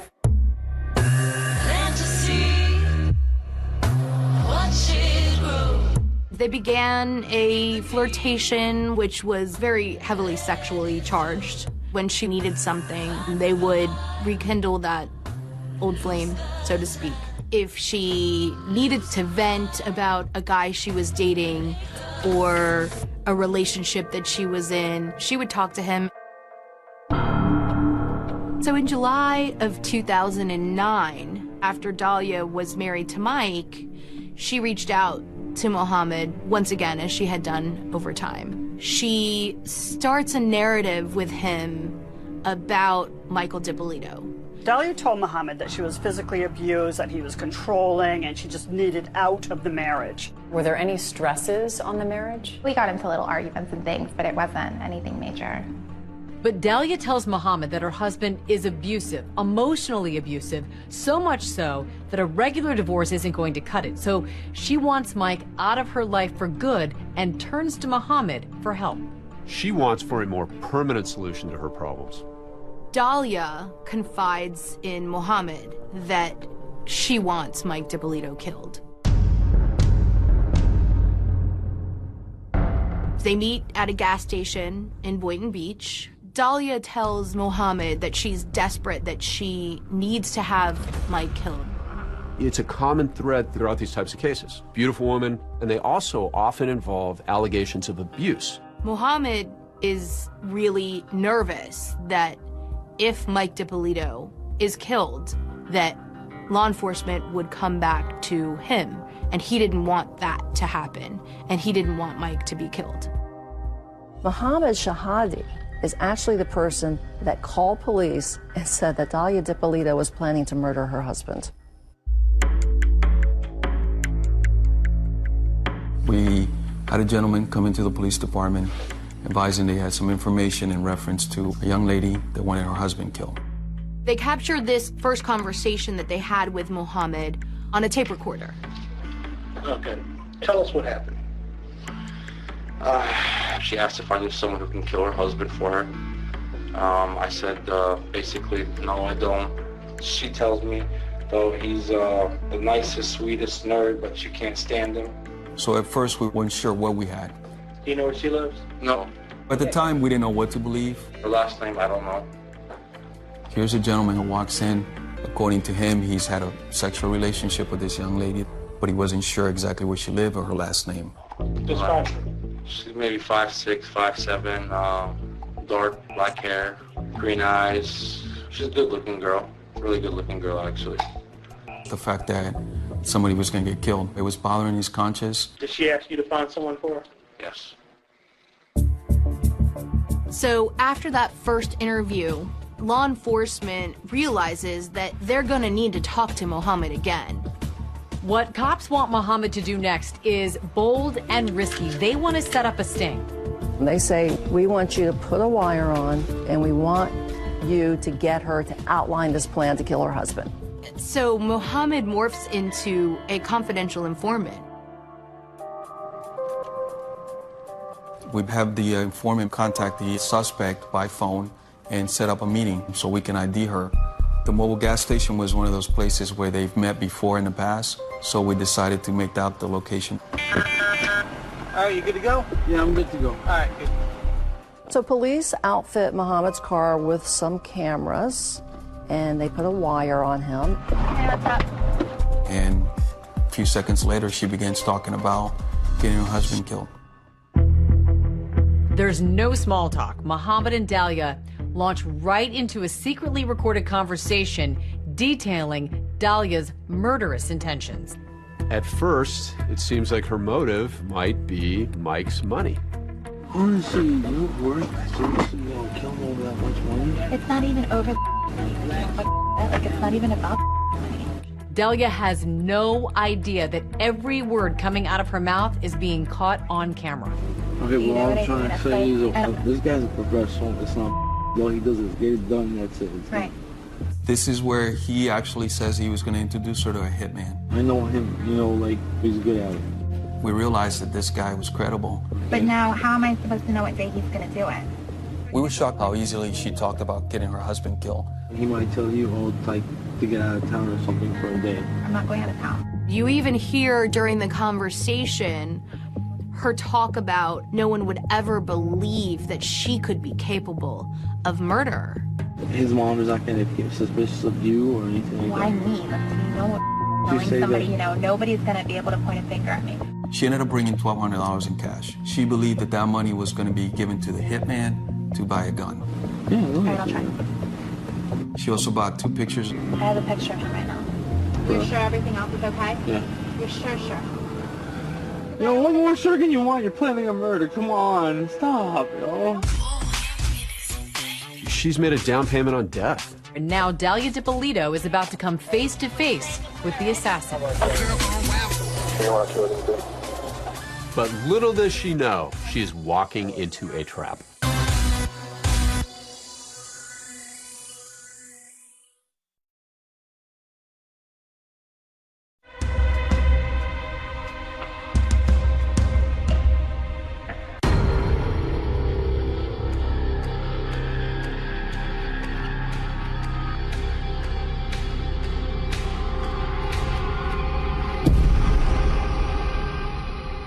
After Mohammed Shihada alerts Boynton Beach police about Dalia Dippolito's deadly plan, Dalia meets face to face with that hitman. What she doesn't know is this hitman she's about to meet is actually Whitty Jean, Boynton Beach police officer who is working undercover on this case. They agreed on a location, which was a CVS parking lot in the city of Boynton Beach. Pretty much parking this exact spot right here. We had 2 cameras in the car. The cameras were positioned in the back seat. You can't help being a bit nervous as you're doing this. Remember, there's 1,000 things that can go wrong. She parked and got into the car and she said, hey. Dalia shows up to the meeting with Whitty, and she's wearing a cute little sundress. She's almost flirtatious with him in the car. We wanted to make sure that she caught my attention in my eyes. The way she was dressed, pretty much, I'm like, okay, you know, she wants to show off her body. So, you know, I have to give her a compliment. I told her, hey, you know, you look good. Hey, you look good. She clearly thought she was talking to a hitman, and to her, this was something that had to be done. Well, that's up to you. We were shocked how easily she talked about getting her husband killed. She gave me definitely a sense of urgency. You cannot wait to make it happen. If you're going to make it happen, you have to make it happen this week. I'll give you a quick breakdown of what I've done so far. We talked about money, how much money she's going to pay me. At one point she said, well, I thought that I already gave you the $1,200. $1,200 went to buy my heat, my gun, okay? A couple hundred, you know, for other people to do things. Right. You know what I mean? When I had to explain to her, $100 is nothing. I had to buy a gun, I had to buy a phone, I had to buy this car. As she starts talking, what's going on in the minds of the police officers is, wow, this woman is real. This plot is real. As a matter of fact, I've already spent more money, you know, just to get it here. Right. Trying to tell her, look, however, which way you want it done, I'll do it. So I just want to make sure that, you know, this is what you want. Sure you want to really do. When she's meeting with the hitman, he's telling her, look, there is no turning back. When I leave you today, you have no way to reach me. I explained to Dalia that after today, she wouldn't be able to find me to cancel this whole plan that we put together. When it's done, you know, you have to have an option to change your mind. And that's when Dalia Dippolito says the phrase that goes around the world. I'm positive, like 5,000% sure. Like, Okay. no, there's no, like, I'm determined already. I'm positive, like 5,000% sure. Her line is classic. I am like 5,000% sure, right? So it's, you know, she is so committed to this. Like 5,000% sure. I didn't think she was going to be that open. I'm 5,000% sure. When I say I'm going to do something, I'm going to do it. A lot tougher than what I look. I know you're like, oh, what a cute little girl, whatever. You know, but I'm not. She told me she may look like an innocent little girl, but she's a whole lot tougher than she looks. The most surprising thing about my meeting with Dahlia was how adamant she was in making sure that this was done. All right, Wednesday morning, go to the gym. By the time you get back from the gym, you're going to find a dead body in the house. All right?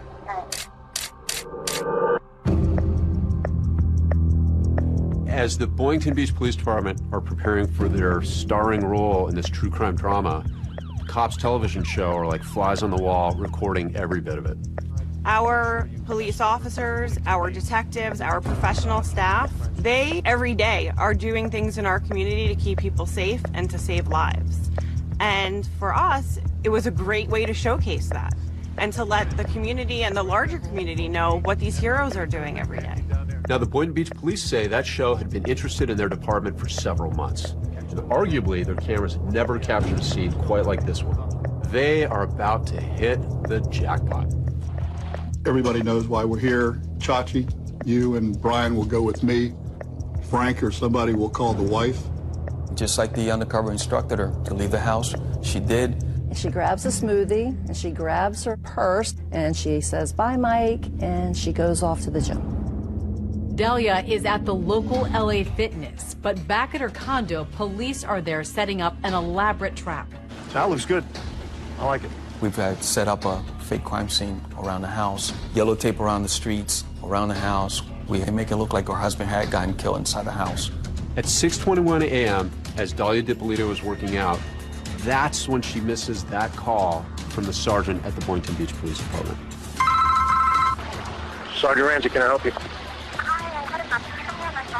Is this Miss Dippolito, please? He intentionally pronounces her name wrong to throw her off. Once he got her on the phone, told her that something had happened and we needed her to come to the house. They needed to break some news to her. No, ma'am, I need to talk to you. Ma'am, I'll tell you everything you need to know when you get here. As Dahlia approaches, she sees what's really a crime scene. She sees police, tape blocked off. So the condo is surrounded by police cars. There's a crime scene van, there's crime scene tape, her apartment's roped off with the tape. The front door to the townhouse is wide open with black fingerprint dust everywhere. Dahlia arrives from LA Fitness from going to the gym. And she rushes up. Dahlia Dippolito doesn't know she's being set up right now. A really buff police sergeant tells her, your husband has been murdered. Is your husband Michael? Okay, I'm sorry to tell you, ma'am, he's been killed. Before the words are even out of his mouth, she starts crying. And he even hugs her, and she figures she's got them wrapped around her finger just like all these other men. And little does she know, her world is about to come crashing down. I tell you, ma'am, he's been killed. Going into his arms. She's wailing. As I watch her breakdown as she starts to cry before the word killed is even said, this was the role that she had practiced. And the play acting continues when they get Dahlia into that interrogation room. Everyone was in character that morning, including the undercover police officer, Woody Jean, who suddenly appears in the interrogation room to make a cameo appearance of his own. You know who this guy is?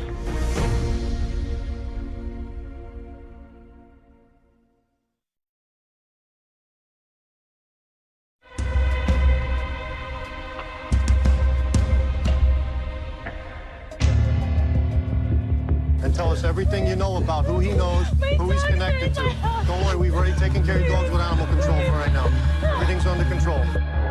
Dahlia's acting, and the police are acting. As she's brought to the police station, everyone involved is faking it. They think they have the goods to charge Dalia Dippolito, but the police still want to see if they can make her crack. They're going to give her every opportunity to own up to what they suspect she did. You have the right to remain silent and not answer any questions. Do you understand that? She absolutely thinks that she has everybody fooled.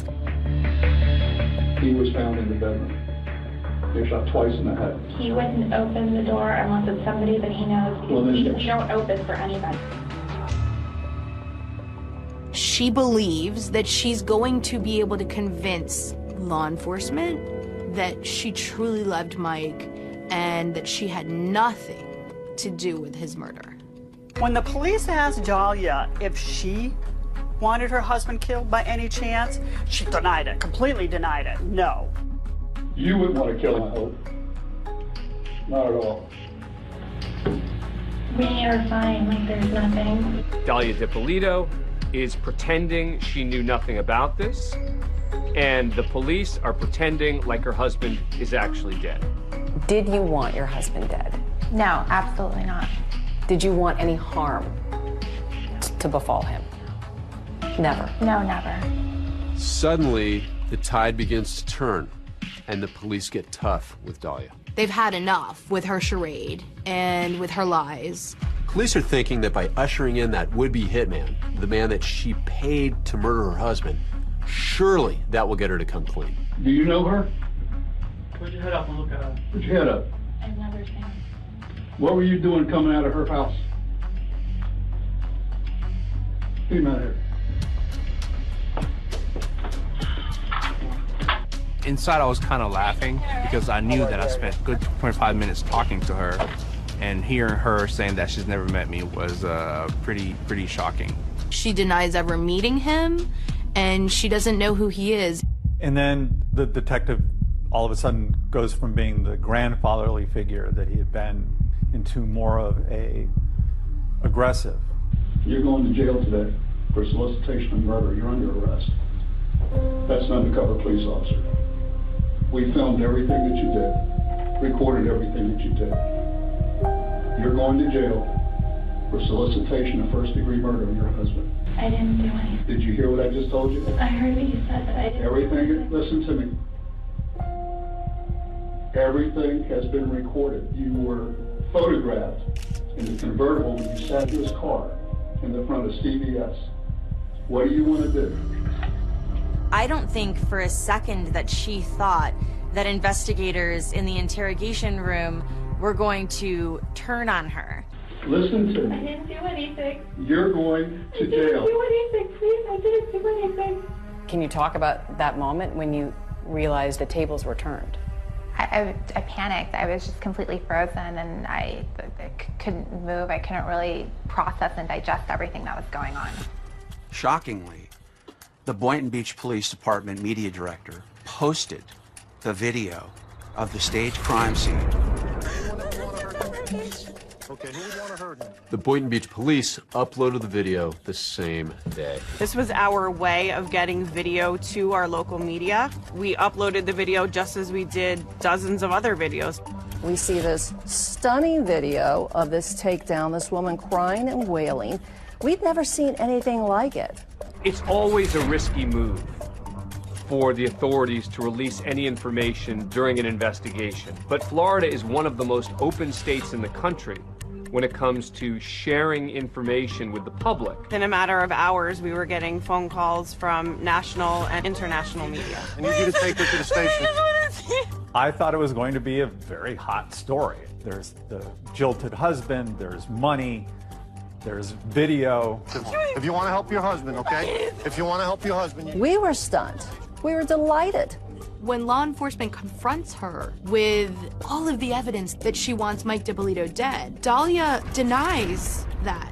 Listen to I me. didn't do anything. You're going to I didn't jail. do anything, please. I didn't do anything. She's sticking to her script. She's crying. And with the spotlight on Dalia, the grand finale is about to unfold. So finally they say, guess what?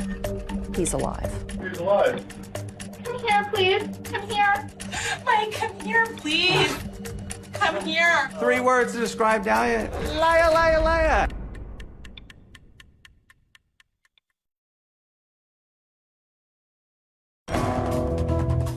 Give me 3 words to describe yourself. Who is Dalia Dippolito? Understanding, sweet, and compassionate. 3 words to describe Dalia. Liar, liar, liar. What was that? I didn't do anything, and I didn't plot anything. It wasn't like, kill him softly, don't hurt him. It was like, just blow the guy's brains out and, can I get a cheese sandwich with that? I'm positive, 5,000% Charlotte. I see somebody who's struggling. What? How is she struggling if she's 5,000% sure? The whole crime's caught on tape. I mean, what do you do with that? It was a show. It was a tape. That was the purpose of it. You were acting in those tapes. Yes. Liar, liar, liar. He comes up with a defense that rocks the community. This was all for a reality show. She knew she was being taped. She and Mike wanted to be stars. The thing about reality TV is that anybody can do it. Anybody can become famous. I don't know what reality show a 40-year-old convicted felon could be on. They wanted to post it on YouTube to try to get acting parts. That was the plan. It was so far out of left field that they might just believe it.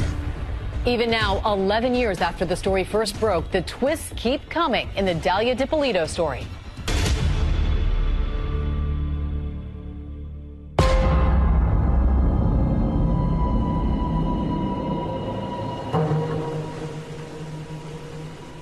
On August 5th, 2009, Dalia Dippolito's life changed forever. Thank you for coming. I'm sorry to call you. First, police tell her her husband is dead.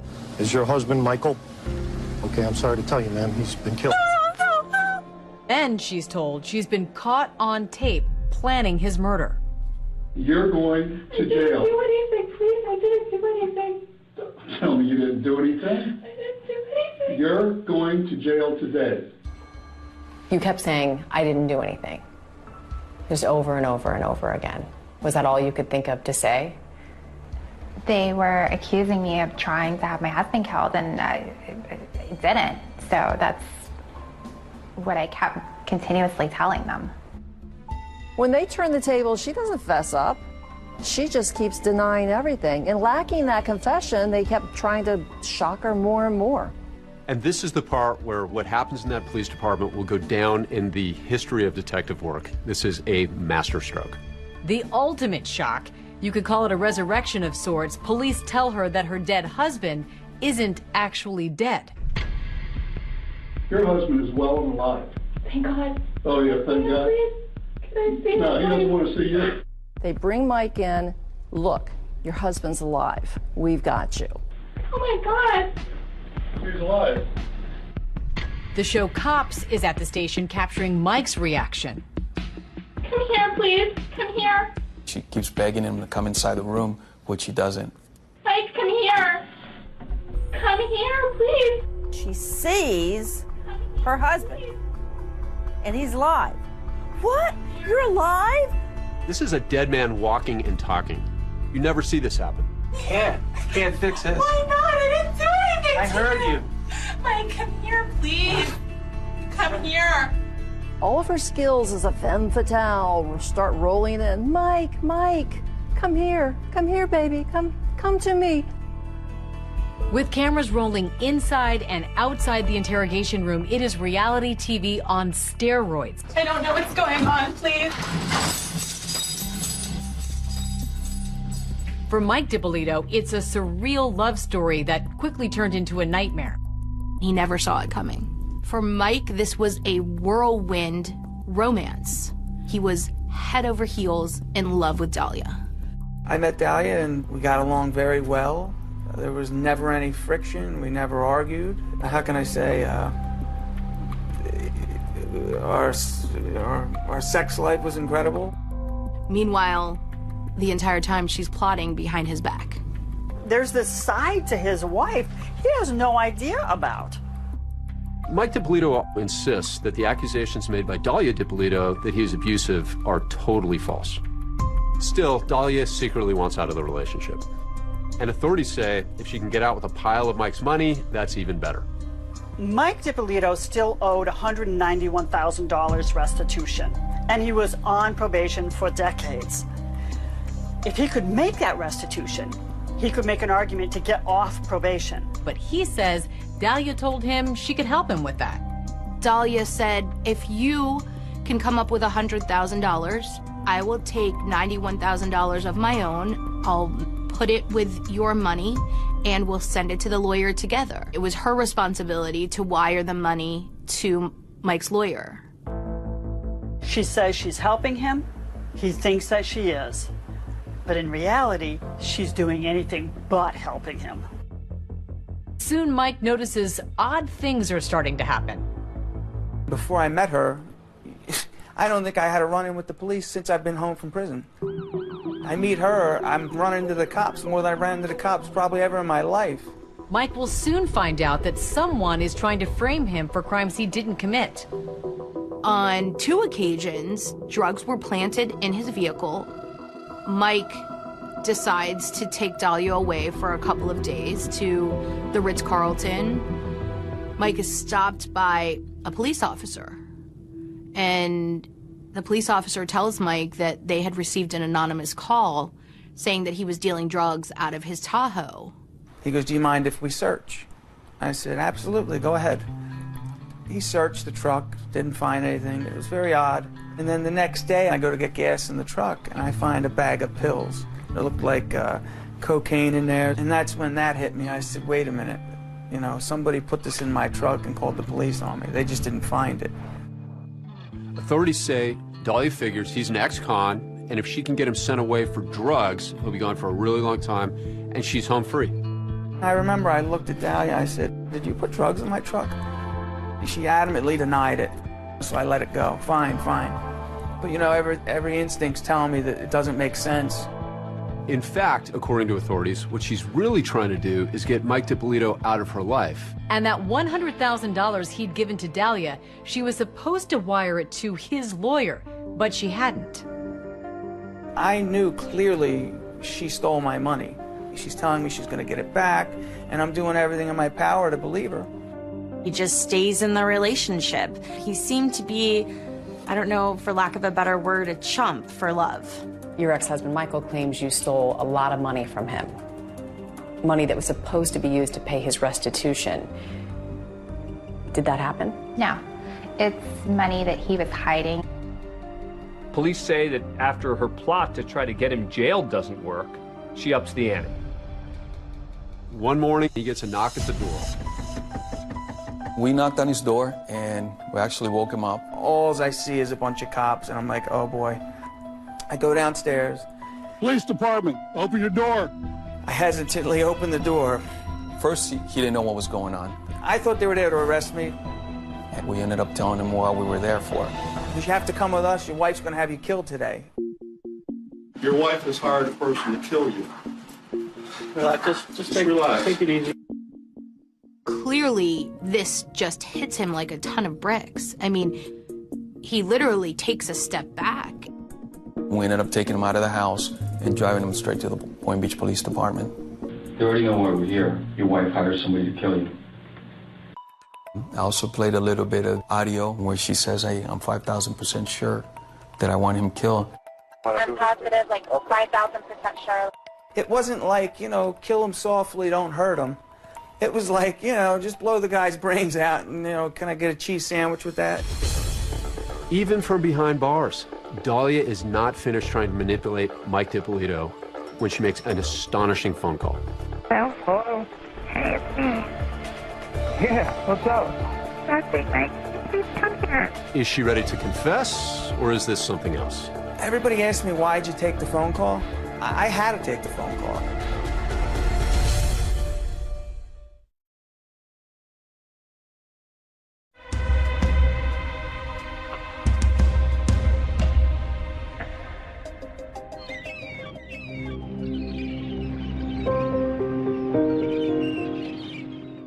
As Dahlia DiPolito is being led out of the Boynton Beach Police Department and over to the Palm Beach County Jail, she has an audience.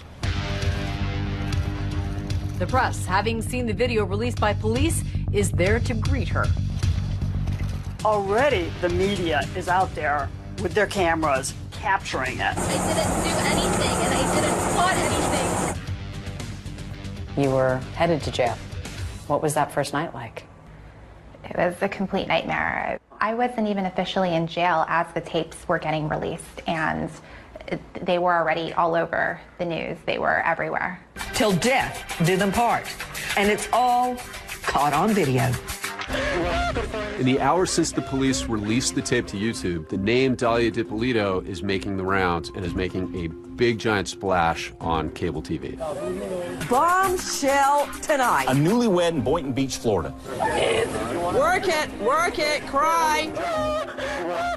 Problem, Ruh-roh, the hitman, is a cop. I could just watch the video over and over. It just is one of those clips that never gets old. The crying, the screaming, the bending over. Meryl Streep, wherever you are tonight, don't worry, you're safe. You became a headline around the world. Everyone knew your name. It was awful. While in jail, Dalia makes a few tearful phone calls, first to her mother. Hello? Mom, I'm in jail. I didn't do anything. I didn't do anything. You did. I know you didn't. I know you didn't. Okay. How many times did I told you to leave that guy? How many times did I tell you? But her next phone call is unfathomable. From the jail, she calls Mike, the man police say she has just tried to have killed, and offers him no apologies. Hello? Hey, it's me. Yeah, what's up? Nothing, Mike. Please come here. Everybody asked me, why'd you take the phone call? I had to take the phone call. I had to hear what she was going to say. I couldn't help myself to not take that phone call. Mike, please, I need an attorney. Can you please help me? You said you wanted to have me killed. I heard that. It's not true. That is not true. Not true. How can you believe that? I heard your voice. Frankly, it's unbelievable that Dalia called her husband, the victim in this case, the target of her actions, the person she wanted dead, to ask him to help her. It is just unbelievable to listen to. The fact that she thought that she could demand that Mike help her is just on another level. And he's even trying to give her advice as to what to do while she's in jail. You're going to be ran around in there for a little while, a couple days. You need to just try and just go with it. And keep to yourself and don't say a lot. I know she's never been in there before. I mean, it's not a nice place. I tried to tell her, stop acting, you know, the way you're acting, or you're going to have a rough time in there. Mike, I love you. Everybody treated me awful good. Things get spelled out for Mike that he was a very lucky man. Prosecutors say that Mike actually survived an earlier attempt on his life. When Mohammed Shihada was giving a statement to police, he told them that Dalia had poisoned Mike's Starbucks iced tea with antifreeze. So law enforcement, they just ask him, was there ever an incident with iced tea? And Mike then realized that he was a lot closer to his demise than he ever realized. She went out and came back with some Starbucks iced teas. I take a sip and I spit it out so fast. It was terrible and I didn't think anything of it. I only took one sip. I was sick for about 2 weeks. Dalia's attorney said she never poisoned Mike. Mike doesn't end up helping her find an attorney, but the attorney she does find ends up presenting one bizarre, wacky, intriguing defense. It was a stunt. It was a hoax. A ruse, a plan that Mike Dippolito hoped to capture the attention of someone in reality TV. You were acting in those tapes. Yes. It didn't make an iota of sense to me. It was so far out of left field that they might just believe it.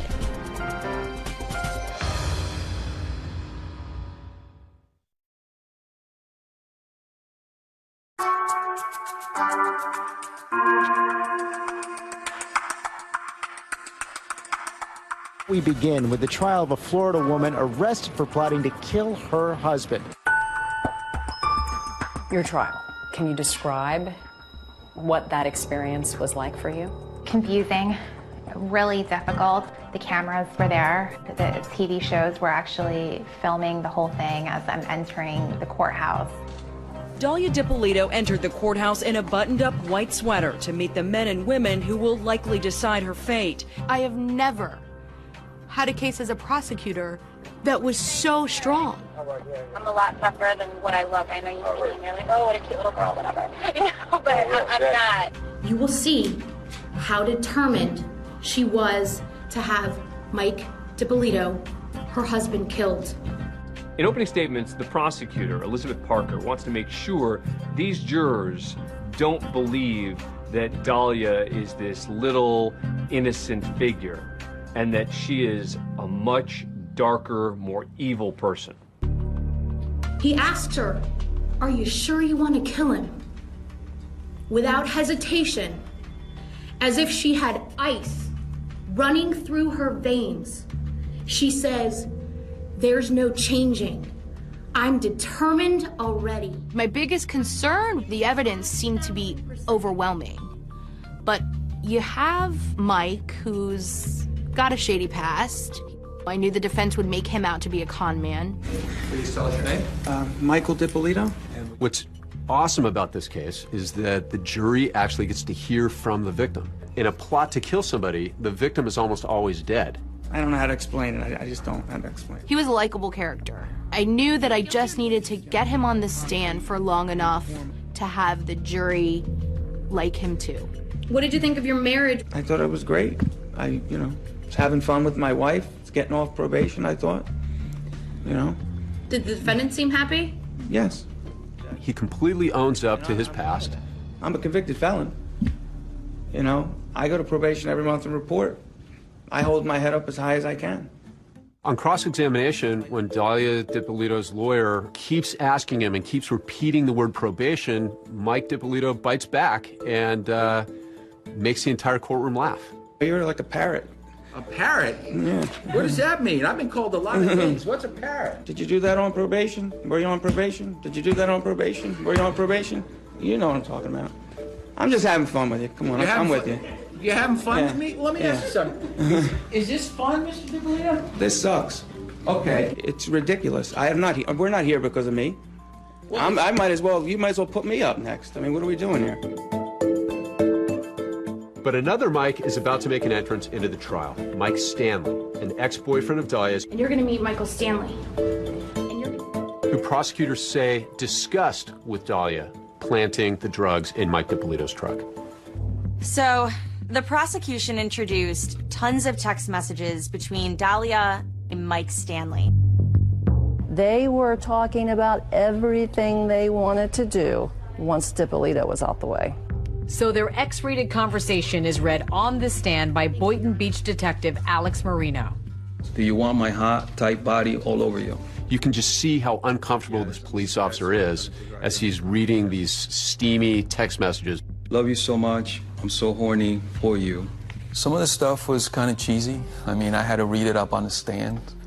It was not my best moment. Baby, I love you, and I only want to you.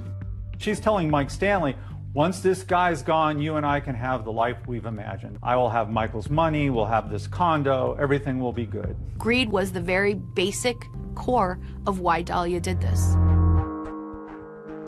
Parker says when Dalia's plan to put her husband back in prison failed, that's when she took things a step further.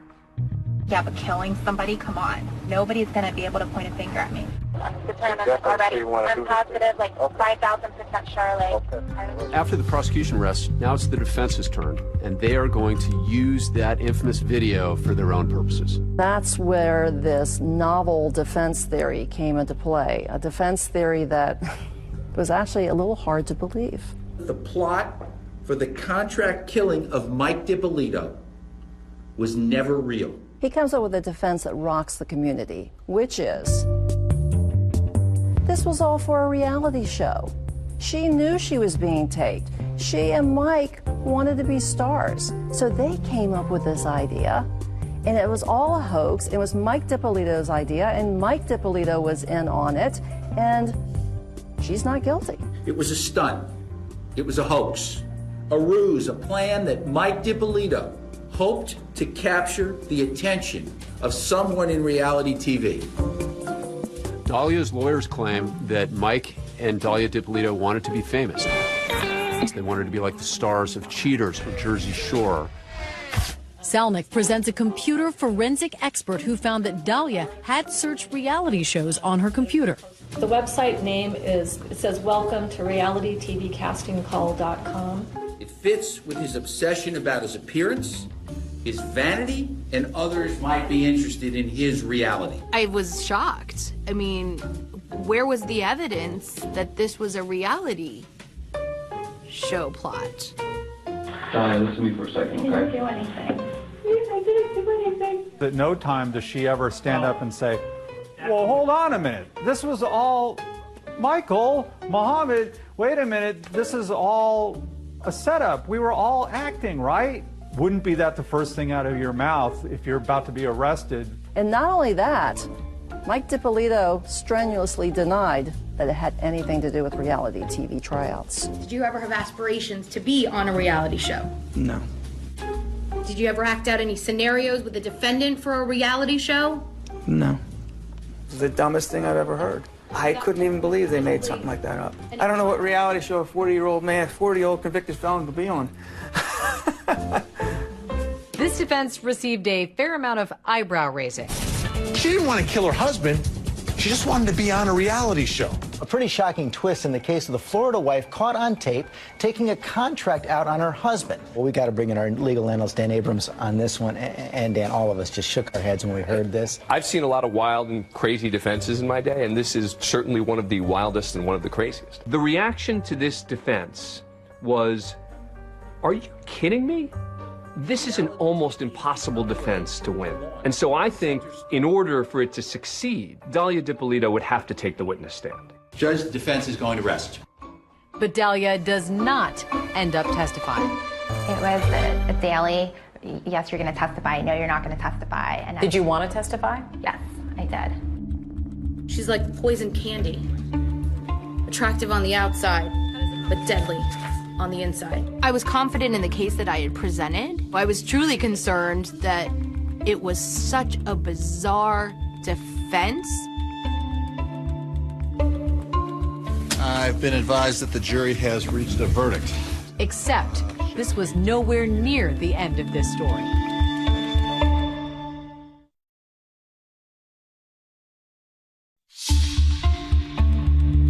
Now closing arguments continue in the Dahlia Dippolito murder for hire trial. And this case will go to the jury before lunch.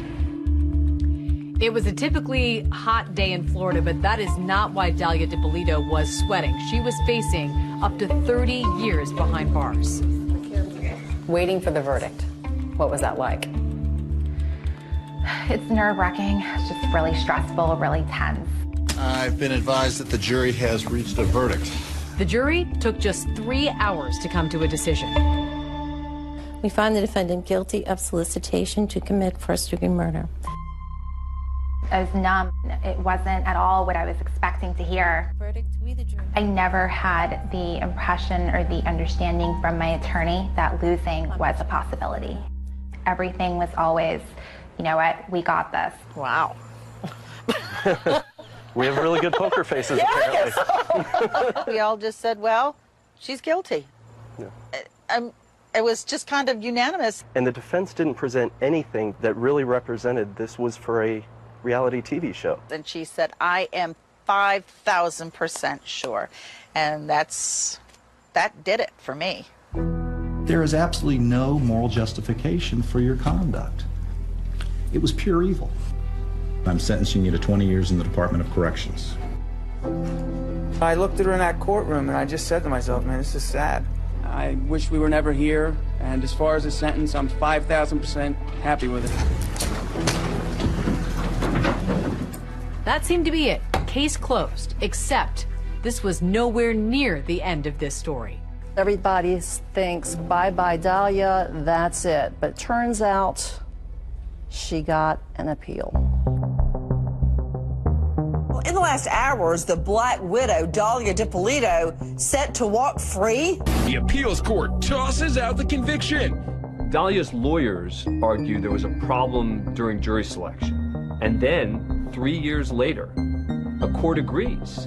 And so Dalia Dippolito is getting a new trial.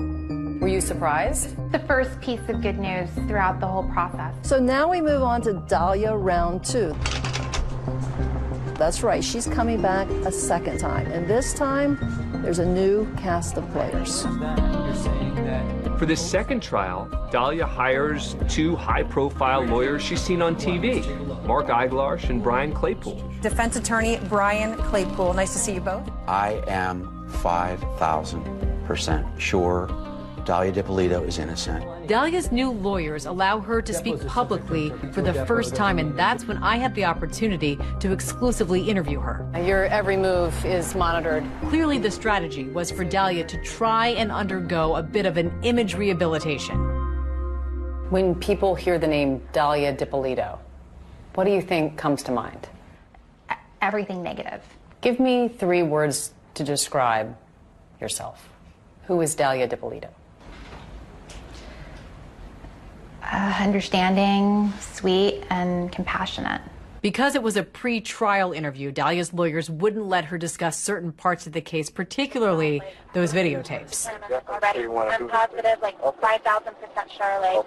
Did you hire a hitman to kill your husband? No. How do you explain then what we saw and what we heard on those videotapes? I'd like to be able to explain that to you right now, but I can't because the attorneys legally have told me that we're saving that for our day in court. In our interview, Dalia's lawyer, Brian Claypool, reiterated that reality TV defense that we saw in her first trial. Dalia, her ex Mike, and this gentleman Mohammed were all part of this collaboration to put together a YouTube video of a scene where they're hiring somebody to kill somebody. They wanted to submit that, post it on YouTube to try to get acting parts. That was the plan. It got out of control. I'm positive, like 5,000% sure. 5,000% sure, not 100% sure, not 1,000% sure, but 5,000% sure. How do you explain that?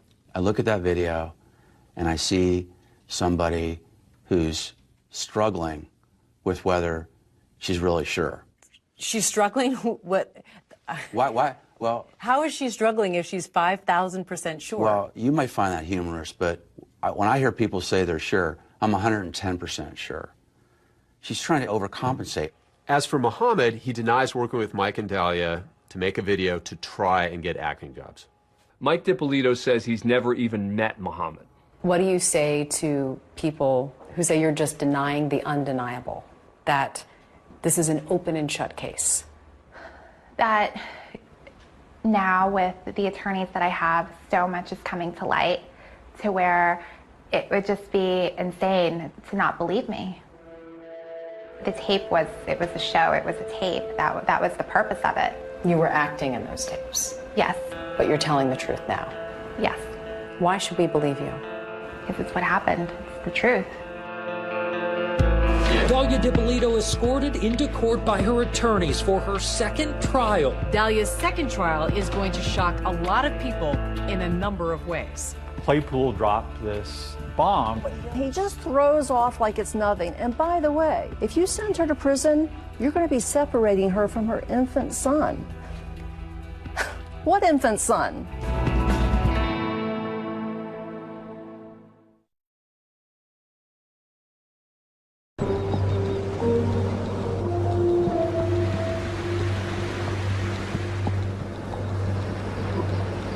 Walking on the sidewalk right now, this doesn't happen very often. No, this doesn't happen at all. This is the first time I've had to walk in a long time. Yeah, your every move is monitored.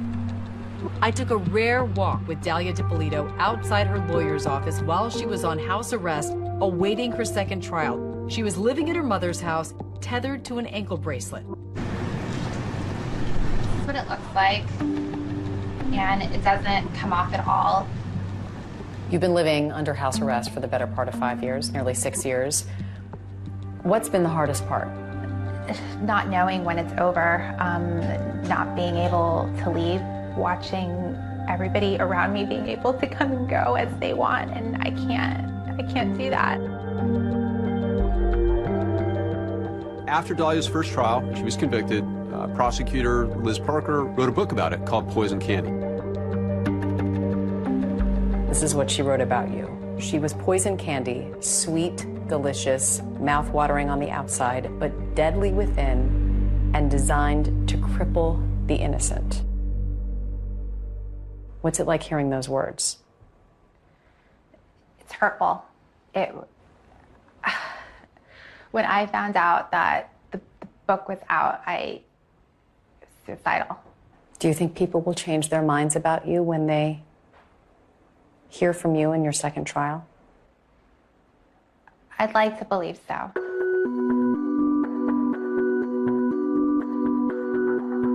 It's at a pretrial hearing, part of an attempt by her lawyers to get the case dismissed, where Dahlia finally has her chance to tell her side of the story under oath.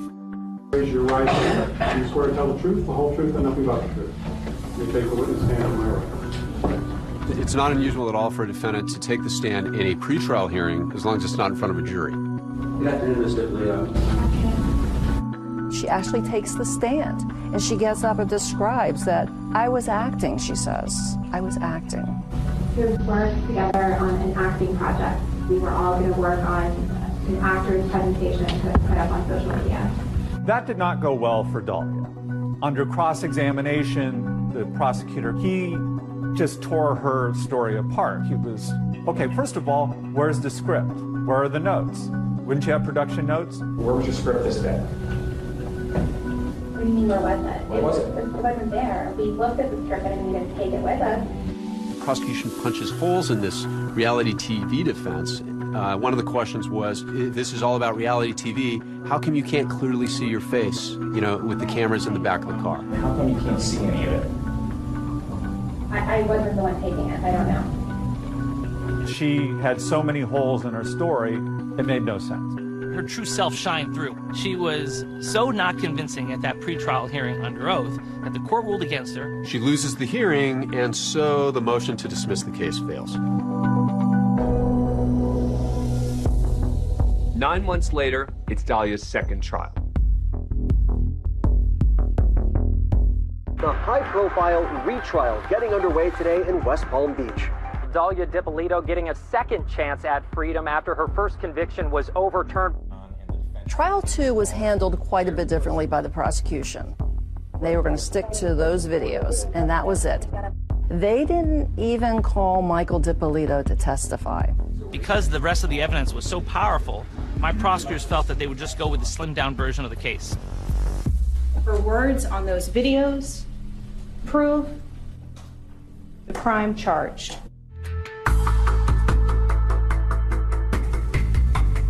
In the second trial, Dahlia's lawyers abandoned this reality TV defense.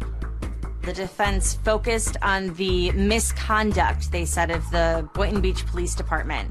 They were trying to flip the script and put all the blame on the police. So far, no mention of that reality show acting defense that she had talked about previously. Gone is this reality TV nonsense. Now they're leveling their charges against the Boynton Beach Police Department because Boynton Beach had brought cops in. Bad boys, what you gonna do?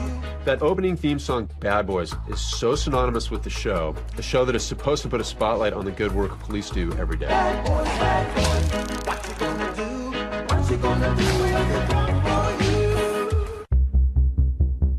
At the beginning, the Boynton Beach Police Department really wanted to highlight their professionalism by participating with the cops' television show, but at the trial, the defense really hammered them and went after them, effectively putting them on trial. This is a fake crime scene, right? Right? Yes. It's all pretend, right? Yes. It's all made up, right? Yes. And you think that's a good use of taxpayer money? My opinion doesn't matter. The presence of the cops' TV show created a frenzy within the Boynton Beach Police Department to manufacture good television. They tossed Dahlia Dippolito under the bus. They made this way more than it ever was. And they could care less about her constitutional rights. The Boynton Beach police say there was no wrongdoing and they were just trying to gather evidence. Cops filming with the Boynton Beach Police Department had nothing to do with this investigation. It was just a coincidence as far as timing was concerned. Then the defense pulls out its ace card, and it's a showstopper.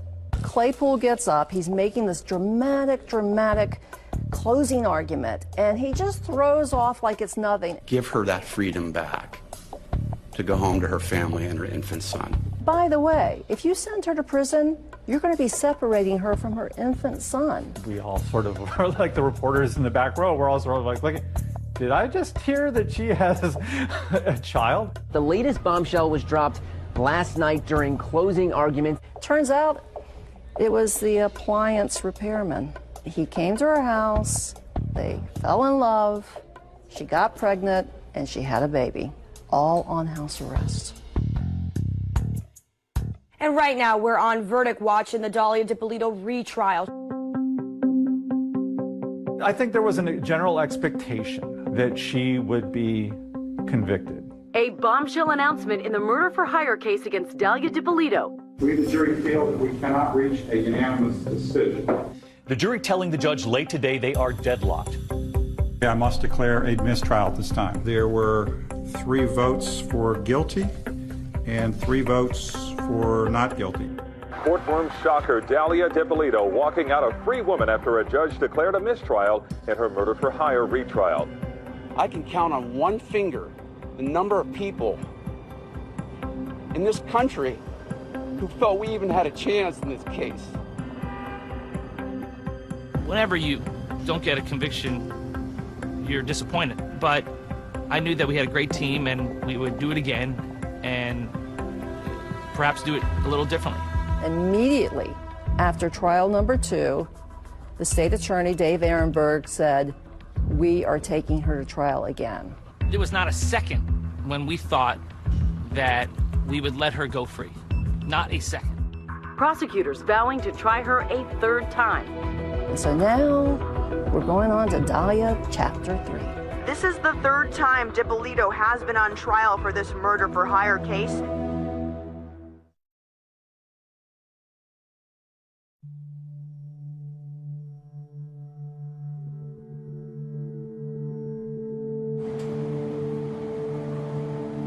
Heading into the 3rd trial, prosecutors are certainly hoping that they can finally close the book on this case.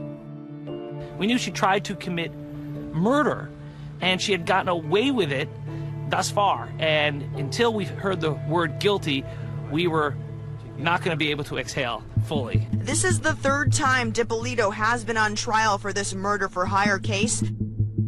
Well, the prosecutors for the 3rd trial this time went back to the original strategy of putting on more of a prosecution. We wanted the jury to get more context. We wanted the jury to see Michael Dippolito.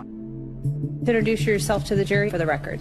Hi, my name is Mike Dippolito. By humanizing the victim, you impress upon them truly the importance of this case. It's vitally important that they put him on the stand. Did her arrest for solicitation to commit first-degree murder shock you? Yes.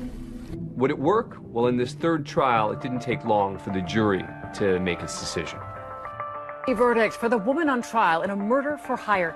Well, some say 3 times a charm, but not for Dalia Dippolito. She was found guilty in 90 minutes. I mean, we were all a bit stunned. There was apparently no doubt in the jurors' mind.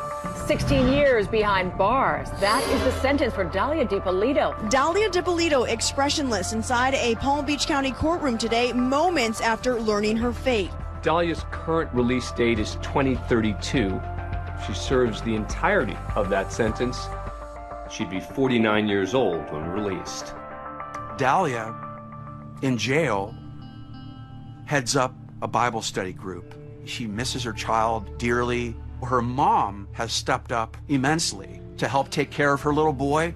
He's a preschooler, and he comes to visit his mom in jail at least once a month. And Dalia has described him as being very playful, very happy, very outgoing. She is still determined to get a new trial and to get vindicated. Dalia's attorneys have tried to get the verdict thrown out again. Her case, she tried to get her case all the way up to the U.S. Supreme Court. Earlier this year, the U.S. Supreme Court declined to hear Dalia's appeal. The Dahlia Dippolito saga is finally over. The reality show is done. The last chapter has been written. We're still fighting, and we're going to file a federal brief to attempt to get a new trial for Dahlia. After she left the prosecutor's office, Elizabeth Parker became Mike Dippolito's attorney and even helped get him off probation. He paid all of the restitution that was owed to the victims. Mike got engaged and seems to be moving forward with his life. How much do you love this guy? I love him a lot. It's nice. Sometimes it's hard to accept something this good's happening to you. He's very lucky to be alive. It's not been an easy journey for him. He truly thought Dahlia was the love of his life. Did you ever love Mike Dippolito? Yes. I married him because I loved him. I was in a relationship with him because I loved him. And now? Now, I wish I never would have met him.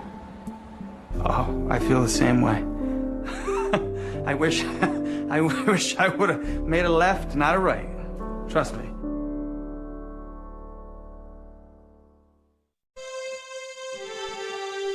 अलफ अल्लाह की जात तू ऐ झोरे सदके जेड़ो कुल कायनात चलाण आलो अलफ अल्लाह की जात तू झोरे सदके जेड़ो कुल कायनात चलाण आलो हुक्म उस गए बाजना पतर अल्लाह ओ तेरो मेरो वजूद बनाण आलो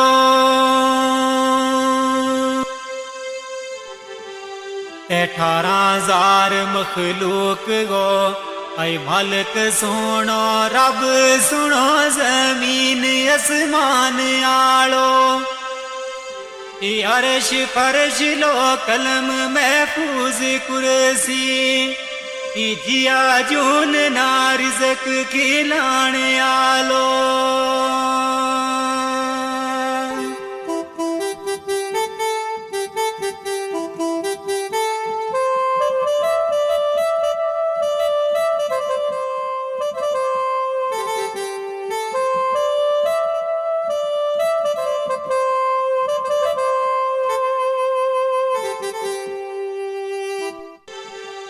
दाल दुखांगी गल सो नौरे तमना एक बच्ची मासूम रोलाओ गई है दाल दुखांगी गल सो नौरे तमना एक बच्ची मासूम रोलाओ गई है ओ उसकी मारे गुलनाज है बहुत दुखिया ये मारा सीना माँ बर छिलाओ गई है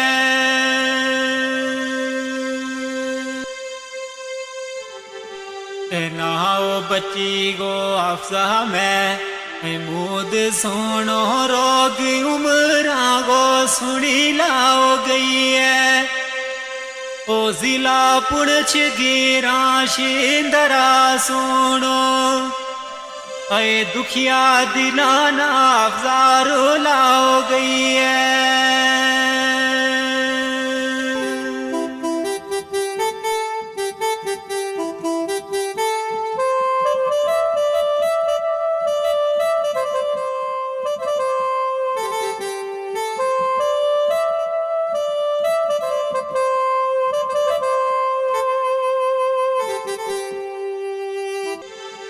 दाल दर्द जो दयागा ऐ बोते हो खाए पर बचागी नारे जो दई होवे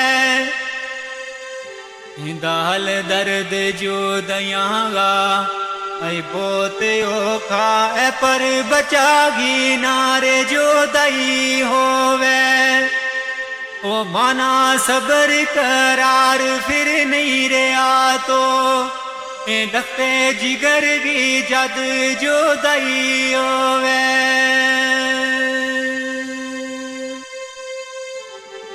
ते बाप उसको मैं मुँह दियो सेन दुखिया अफसा जही बची सिने लाई होवे ओ दुख मुझ जावेद माँ बाप नावे ओ बचा किसे गी नारे जो दई होवे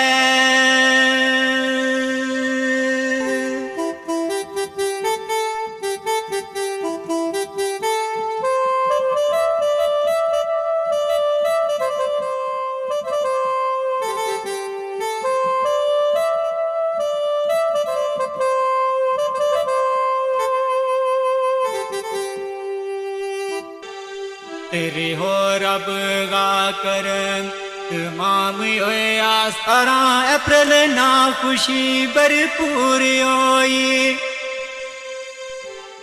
रे हो रब गा कर तमाम होए आस्तारा अप्रैल ना खुशी भरपूर होई ओ अल्लाह पाक ने दिती एक बच्चियों सोनी ऐ गुनाह करांगी अर्ज मंजूर होई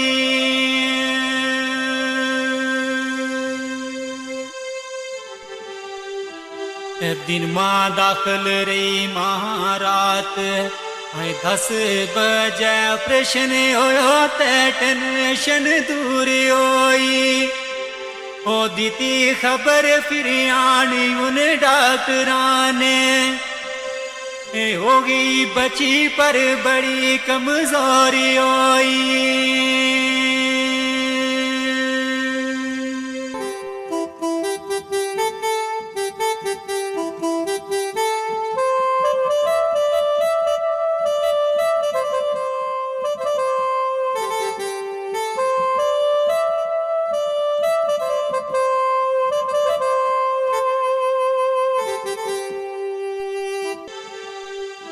सलाह दीती वीर डॉक्टर है कमजोर बची ले गए बीच मशीन रखाओ दीती सलाह दीती डॉक्टर है कमजोर बची ले गए बीच मशीन रखाओ दीती 18-19 तक रखी पुणछ अंदर और पर इकी नर जोरी कराओ दीती आई रात 9 बजे मामू आई नानी दोए गड्डी तरफ जोरी चलाओ दीती ओ मासा देरी ना लाई ले चल गया ओ 12 बजे जोरी पहुंचाओ दीती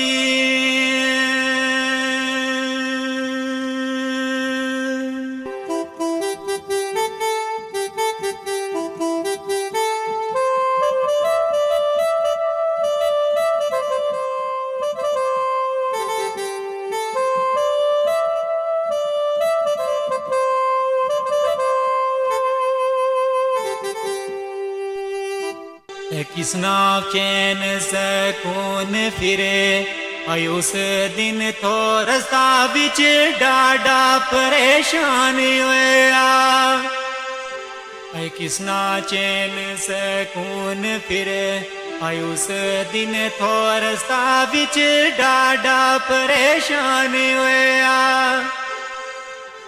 रात 12 बजे ले जोरी पुजया कि जल्दी डॉक्टरां कोल रवाने होया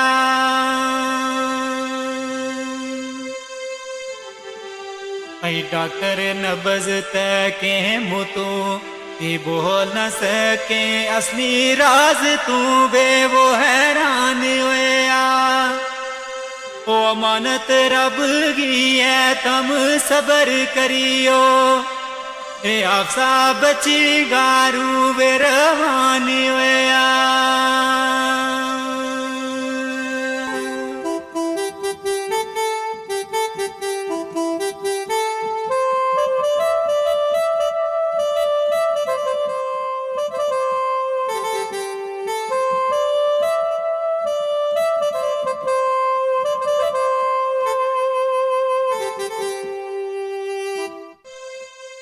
किसना होश रे ओ सुनी ये खबर जिस दम आया है आप जायमना छोड़ गई है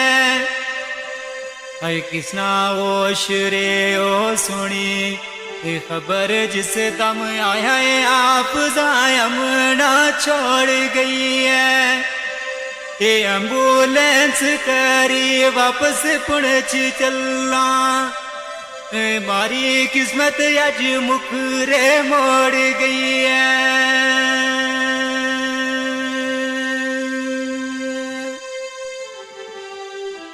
आई गुल नाज वाणी अरे मान बाकी मेरी खुशी ना किंगा तू रोड़ गई है दाखिल विच अस्पताल थी पुणछ अंदर ये मांगुल नाज गो दिल क्यों तोड़ गई है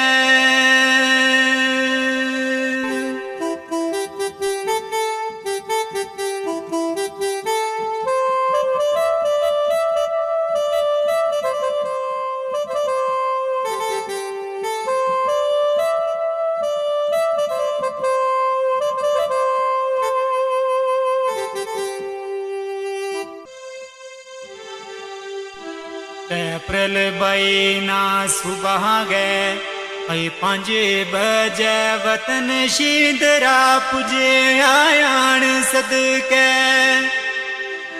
अप्रैल बईना सुबह गए 5 बजे वतन शींदरा पुजे आयान सदके माना 10 बजे एम्बुलेंस आने तेरा तकन गाया अफजायर मान सदके पे कितना दुख था महंगा काल जामा जाने वाया रब रहमान सदके और वे बाप महमूद परवेज नानी नाले रोवे सजाद यवान सदके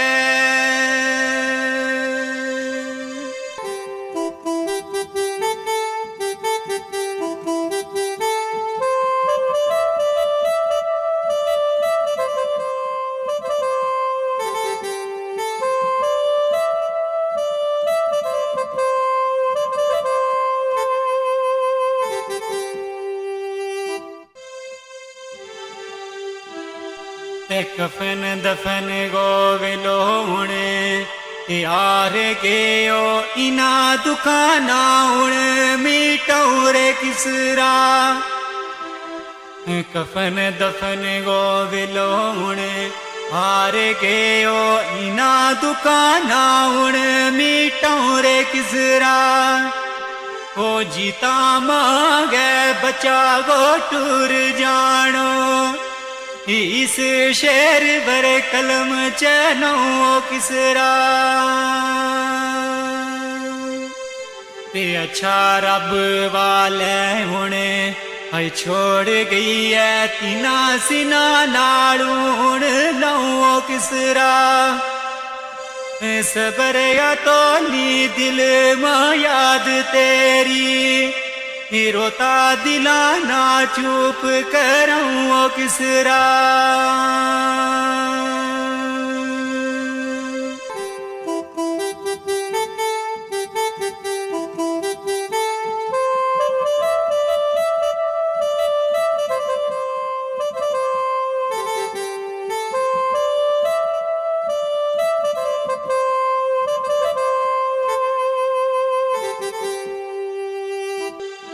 फिया मान इना दुखाने आई मुकनो नी 4 बजे रे आपका दफनाओ छोड़ी आई फिया मान इना दुखाने मुकनो नी 4 बजे रे आपका दफनाओ छोड़ी वतन पुणछ गिरा शींदरा अंदर ओ सोनी निकी जी कबर बनाओ छोड़ी